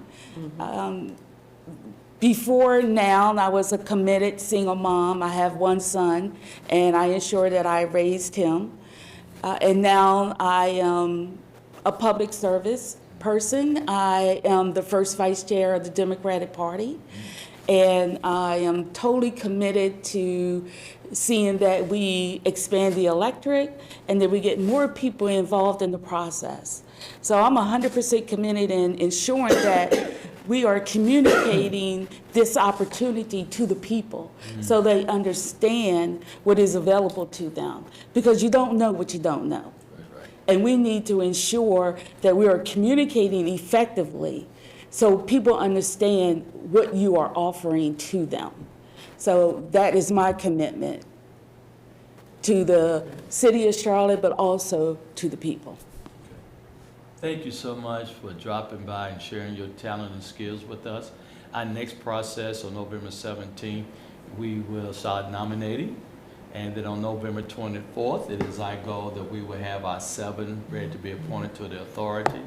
And so, thank you. Thank you. And taking the time out and dropping by. We Thank you appreciate so it. much. Thank you.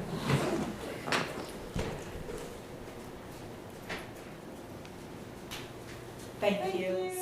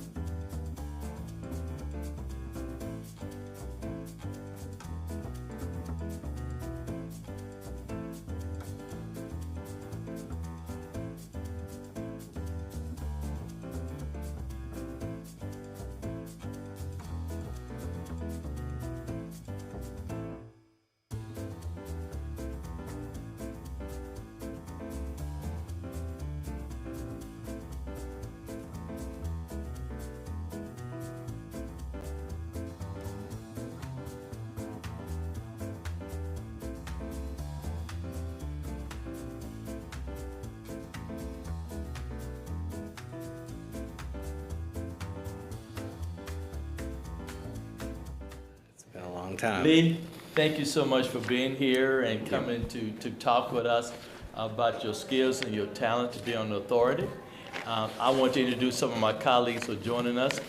Councilmember Renee Johnson from District 4, Councilmember Tijuana Brown from District 3, Councilmember Dante Anderson, District 1, and our Mayor Pro Tem, and Dimple Ashmere, City Council at Large. And then we are the work group that's standing before you today. I have to my right, Councilmember Luana Mayfield at Large, and Councilmember Ed Driggs, District 7. We're gonna ask you 5 questions, sir. You have up to 3 minutes to answer them. Stephanie's gonna remind you when there's 30 seconds remaining. And so we're gonna have Councilmember Mayfield to lead us off. Thank you again for joining us today. Are you familiar with the City Council priorities? If so, what is your commitment to these priorities?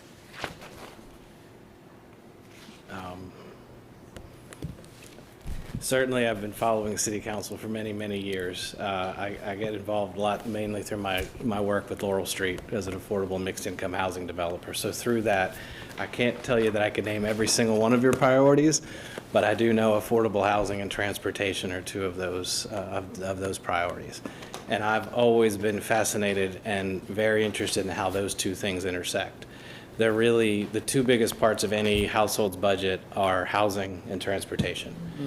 And where you live vastly determines how much you pay for housing and how much you pay for transportation. So even though I've spent the last 25 years in working in affordable housing, I've always been interested in transit. I've always been interested in transportation and locating housing in areas that work well with transportation. So this opportunity was really fascinating to me because I think it's an opportunity to shape, a unique opportunity to shape how the city develops, where we place housing, how people access transit, whether they're living on a route that justifies some sort of heavy light rail or streetcar or commuter rail, or they're in one of those areas that microtransit makes sense for them. So I've been very interested in how microtransit, how folks, even if they're living in housing that they can afford, but it's not immediately adjacent to transit, through expanded microtransit, they can access the entire transportation system.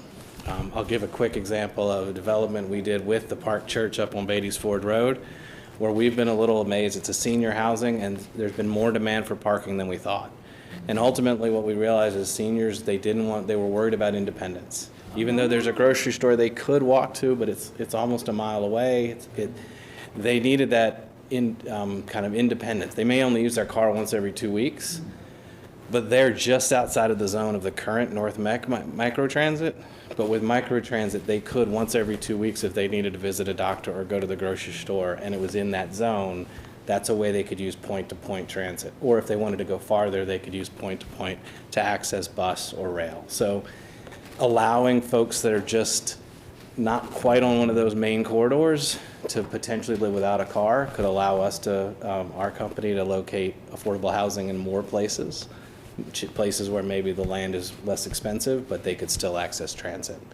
So that's the intersection between transit and housing is really what fascinates me, and how this unique opportunity to design a system over many, many years to where those 2 things can work together.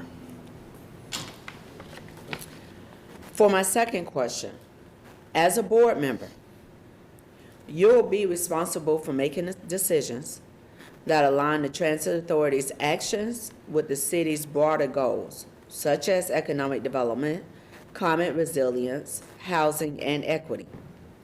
How do you see the role of the board in ensuring that transit policies and investments reflect and protect the city's interests and priorities? That's a great question. So I do have experience serving on boards. Just as some quick examples, I've served on the Habitat for Humanity Charlotte board. I do a lot of work with the Urban Land Institute, and also I serve on the North Carolina Housing Coalition. all of these are boards that are essentially governance boards. They aren't, I always laugh, my mother worked on a Habitat for Humanity board in a small town where she was working. She wasn't just governance, she was actually selecting families. But on a governance board, your most important duty is to understand the needs of the community, the needs of, since I'd be representing the city of Charlotte, what are the unique needs of the city of Charlotte, and make sure that voice is heard with the staff who's actually on the ground implementing, designing, engineering, and all of that. So make sure that that voice is heard.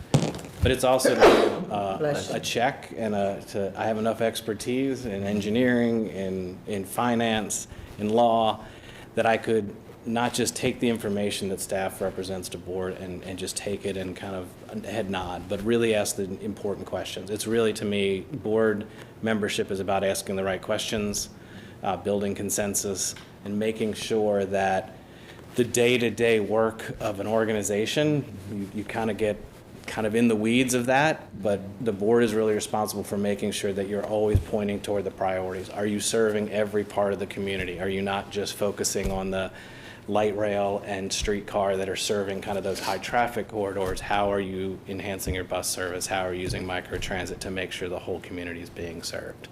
So I love working on boards. I'm ready to roll. I heard a lot of the discussion at City Council about that this is a board that's going to need to be working really hard, and especially in those first couple of years, because it's something that's brand new.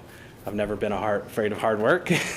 I'm very much ready to roll up my sleeves and do whatever I can. But ultimately, I understand that I'm representing the city of Charlotte, and I need to make sure the priorities of the city are represented on that board while building consensus with the other board members.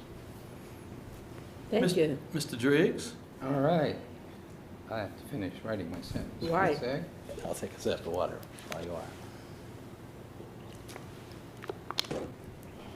So, good afternoon. Good afternoon. In your opinion, name a critical element that you believe is missing from the current mobility plan. How would you propose to address the gap? Wow, that is a good question. I'll start with saying, I know I keep harping back on it, but I do think the microtransit, the point-to-point is incredibly important. So while it's in there, I want to make sure that, to me, is incredibly important, because I think the more the system is efficient for as many people as possible, folks that live on the high traffic corridors, but also the ones that don't, the more efficient you make the system, then the better it is for those that rely on the system and have no other choice. So it's really important that the system be, no matter where you live, you can access the transit system, and that includes bus and microtransit. It may not be missing. I think the other thing that is probably not talked about enough, and I'm going to geek out a little bit, I just was in a conference in San Francisco, and I took my first Waymo, which is the self-driving taxi. Oh, wow. It took me, I didn't do it at night, I waited till the day, but I was amazed at how that technology, if you pair that with point-to-point, obviously you're not going to have that for your high traffic corridors, but as you develop the microtransit, if there's ways to make sure that over a 30-year period, are we making sure we're accessing technology? And I think the two ways that technology is important is, one, I've been a big believer in transit. The other thing I did when I was there is I took the subway from the airport to downtown. And I don't know that I would have done it. I looked and I saw the time was about the same, whether I'd done a taxi or taken the, but I realized that I could enter the subway simply by taking my credit card with contactless, and I put it on the thing, and I walked in, I got off the station, I didn't have to go buy a ticket, I didn't have to figure out a ticket machine. So it was a way that they used technology to make that system very accessible for a tourist. You know, if you live there, you would have taken the time to figure out how to buy a pass or something. But if you're a tourist, you want it to be simple. If you're just there for one time, you want it to be simple. So I think the more that you can see when your bus is coming on your phone, the more you can kind of make predictable. If transit is predictable, you're more likely to use it and wait. So I think the use of technology is something that we have to make sure is more emphasized in the mobility plan. And then technology even going to the point of recognizing that over 30 years, new technologies are going to come, driverless cars are going to be a part of our future. How can we use that to make sure that transit can be more more people can see it and more people can use it because we're allowing technology to do that. Thank you. As a newly established transit authority, this will require significant time and engagement from board members in the early stages. How do you view your role in helping to shape a new organization? And how will you approach the time commitment and hands-on work that this startup phase will require? Well, I'll start by saying luckily I'm now an empty nester as of a few months ago, so I suddenly have a lot more time on my hands. No. I've never been afraid of putting in the work, but I know that's evenings, that's weekends, that's just not 9 to 5. So I have a full-time job that takes up, Deanne will tell you, takes up a lot of my time. But I definitely am interested in putting in the work. But the work isn't really just about attending meetings. I think it's kind of hearing from the community. Like council member, I'm a District 7 representative, so I have friends, and that's the part of town that I probably spend a lot of time in, though through my housing work I end up in all the districts. But I think it's just hearing from folks that are in areas, especially areas that are not heavy transit users. Like, why don't you use transit? What is it that would make you use transit, or how would you want to use transit? So I think it's just listening to what people are saying, and then building those other partnerships. So we're developing in this town, affordable housing in the town of Matthews right now. So I've gotten to know the folks in Matthews and the folks that are there, that I know they weren't 100% on board, but I think over 30 years, we have the opportunity to kind of bring everybody on board and see how that can benefit. So through both my personal life and my work, I interact with people all across Mecklenburg County, all kinds of neighborhoods. If you saw where we develop housing, we're in every district and every part of the neighborhood. So I've just gotten to know people in every part of the city and in the towns outside of the town. So I think my role, I really do see the role as hearing from the community, talking to as many people as I can, and then taking their voices and making sure that they're heard on the actual transit board. So, Lee, I have the final question for you.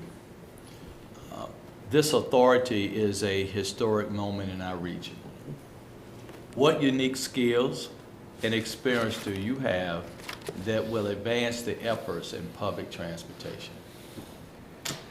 well, you said it. It is unique. That's what makes it so exciting, is that this is not a time that's going to come again, at least not for many decades, a change of this magnitude and a funding source of this magnitude. I would say a developer of affordable housing makes me fairly unique in skill set. My kids once asked me, what do I do for a living? And I had a lot of trouble explaining to them, because I said, oh, I build affordable housing. And they said, well, you're right, you build it. I said, well, no, we hire a general contractor to build it. And they're like, well, then you design it. I said, no, we hire an architect. and ultimately, I said, at some level, I'm a glorified project manager, because what we really are just making sure is that something gets done. So we learn finance, we learn law. I can read loan agreements, I can read contracts. I can run a financial spreadsheet, but I can also look at a building and know that doesn't fit well in that context. So I know urban planning, I know architecture, I know kind of how cities kind of fit together. It's really what got me into affordable housing, was living in cities and understanding how do good cities function, and have ultimately led me to be an affordable housing developer. So I know a little bit about a lot of things. My first job, I got hired at the Housing Partnership. It was Pat Garrett who said, I need an accountant, I need a lawyer, I need an asset manager, and I need a financial projection. I can't hire all those people, so I'm going to see if you can do a little bit of everything. So I learned to just do a lot about everything. And then the last piece of that a good developer does is they listen to a lot of people. They take a lot of competing priorities, cost, equity, design, and they try to make something that kind of satisfies everyone at least enough that everyone feels like they got a little bit of what they wanted. And that's ultimately a little the secret sauce of what a real estate developer does, especially one that does affordable housing, where I have to interact with public officials, the public, community, neighborhood groups. It is really trying to take all those voices and figure out if you can figure out something that everyone cannot be 100% satisfied with, but at least they can feel like they were heard and they got a little bit out of it. So I think that's really in addition to the technical knowledge that I have, I can read plans, I can run pro formas, I can run projections. it's really that kind of ability to look at all of those things collectively is really, I'd say, the biggest skill I bring to the table. Lee, we want to personally thank you for dropping by and sharing your skills with us. Our process will continue. We'll start nominating this Monday, November 17th. Okay. And our goal would be November 24th to vote on the 7th that we would appoint to the authority. So stay tuned. Okay. Watch the city council meetings on the 17th and the 24th. Well, let me just say, it really was just an honor to allow me to come and just and talk to you about what I can do. It sounds really like something I could be good at, but regardless of what happens, I'm just honored that you guys allowed me to come talk. So Absolutely. Thank you. Thank you so much. Shake your hand. Stay right I appreciate that. Thank you so much for taking the time. Great job. Haven't seen you for a while. I know, it's doing okay.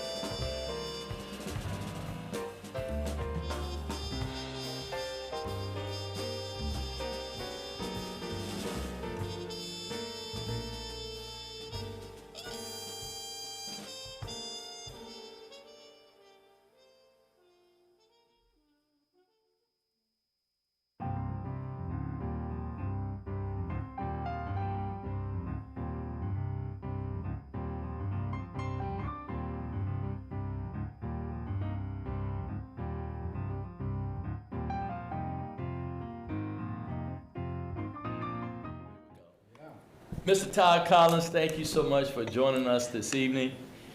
We would like to spend some time with you today, talking about your skills and how you feel about the authority.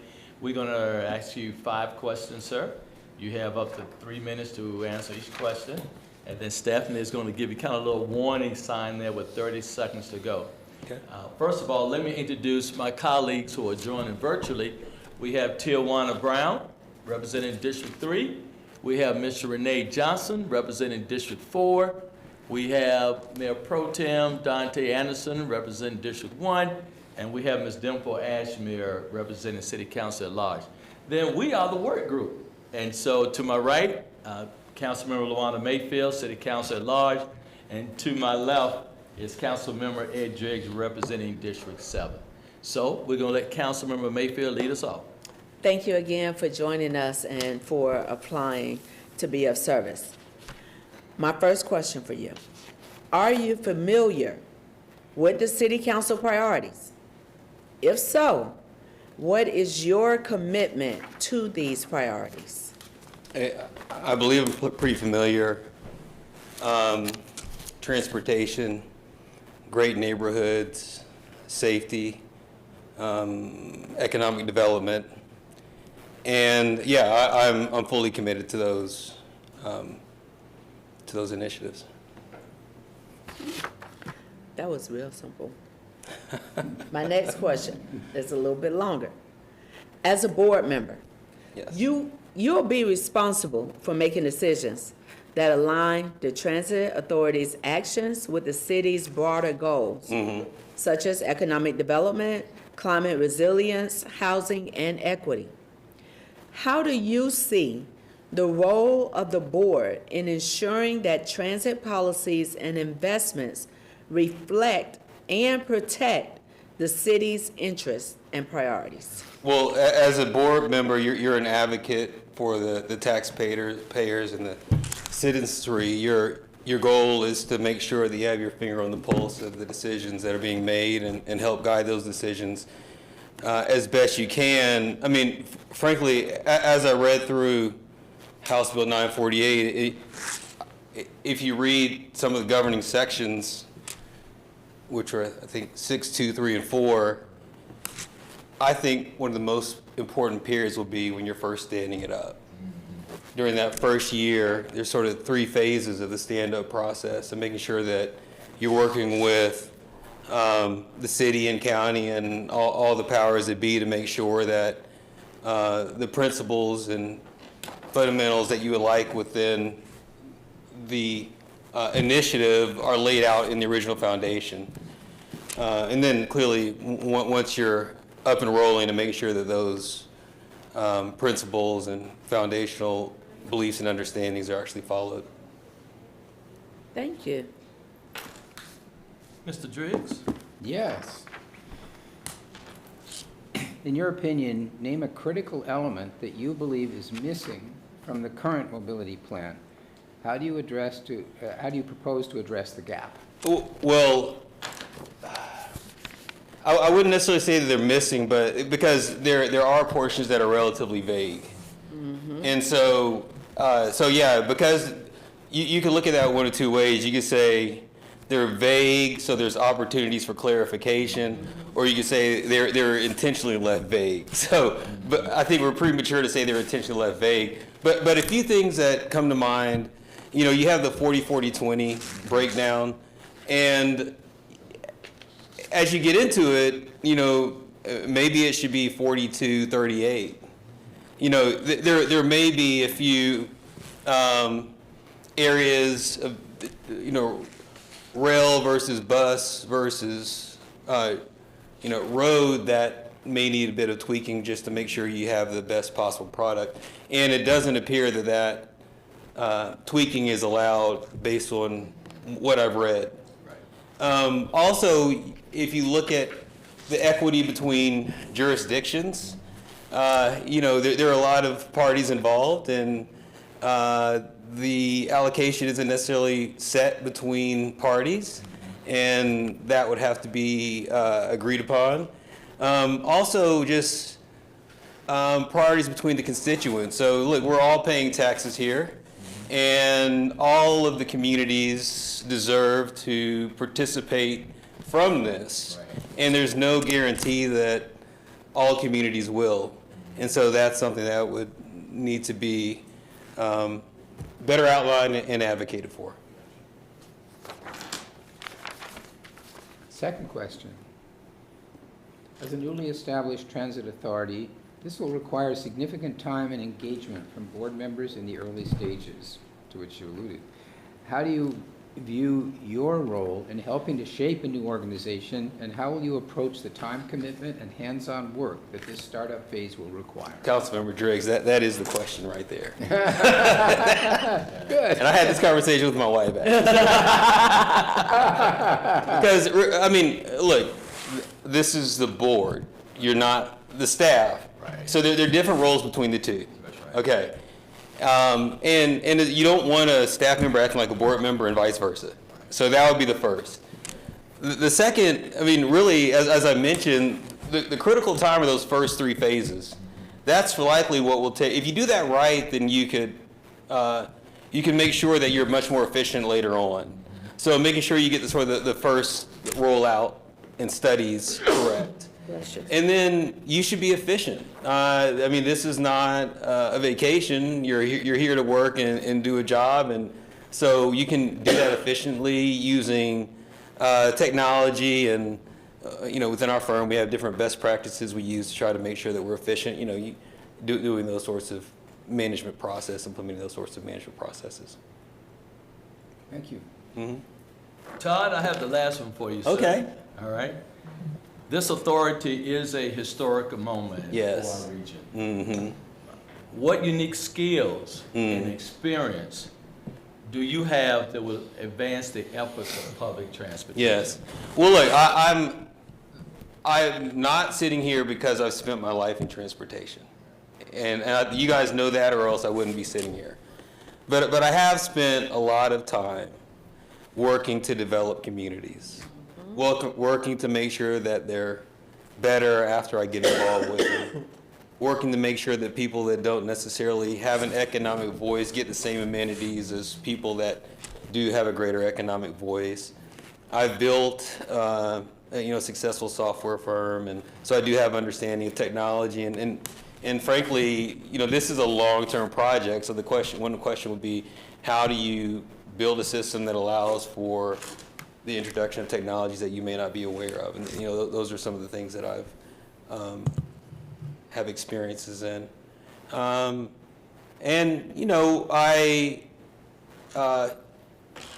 work hard, research, and try to make sound, wise decisions, which is something you hope every candidate here does. But I think that's something that I've demonstrated over a period of time. Mr. Collins, thank you, sir. Thank you. For dropping by and sharing your time and talents with us. Here's the process next steps. We would nominate on Monday, November 17th, and our goal will be on November 24th. We would select those 7 who will be appointed on behalf of the City of Charlotte to the authority. Both of these kind of discussion and voting would take place at the City Council meeting. So I would encourage you just to stay tuned. And we're going to come around and shake your hand. And yes. Appreciate you dropping by. Watch the heater. I done tried to direct it directly. Two-step. Two-step, we got it.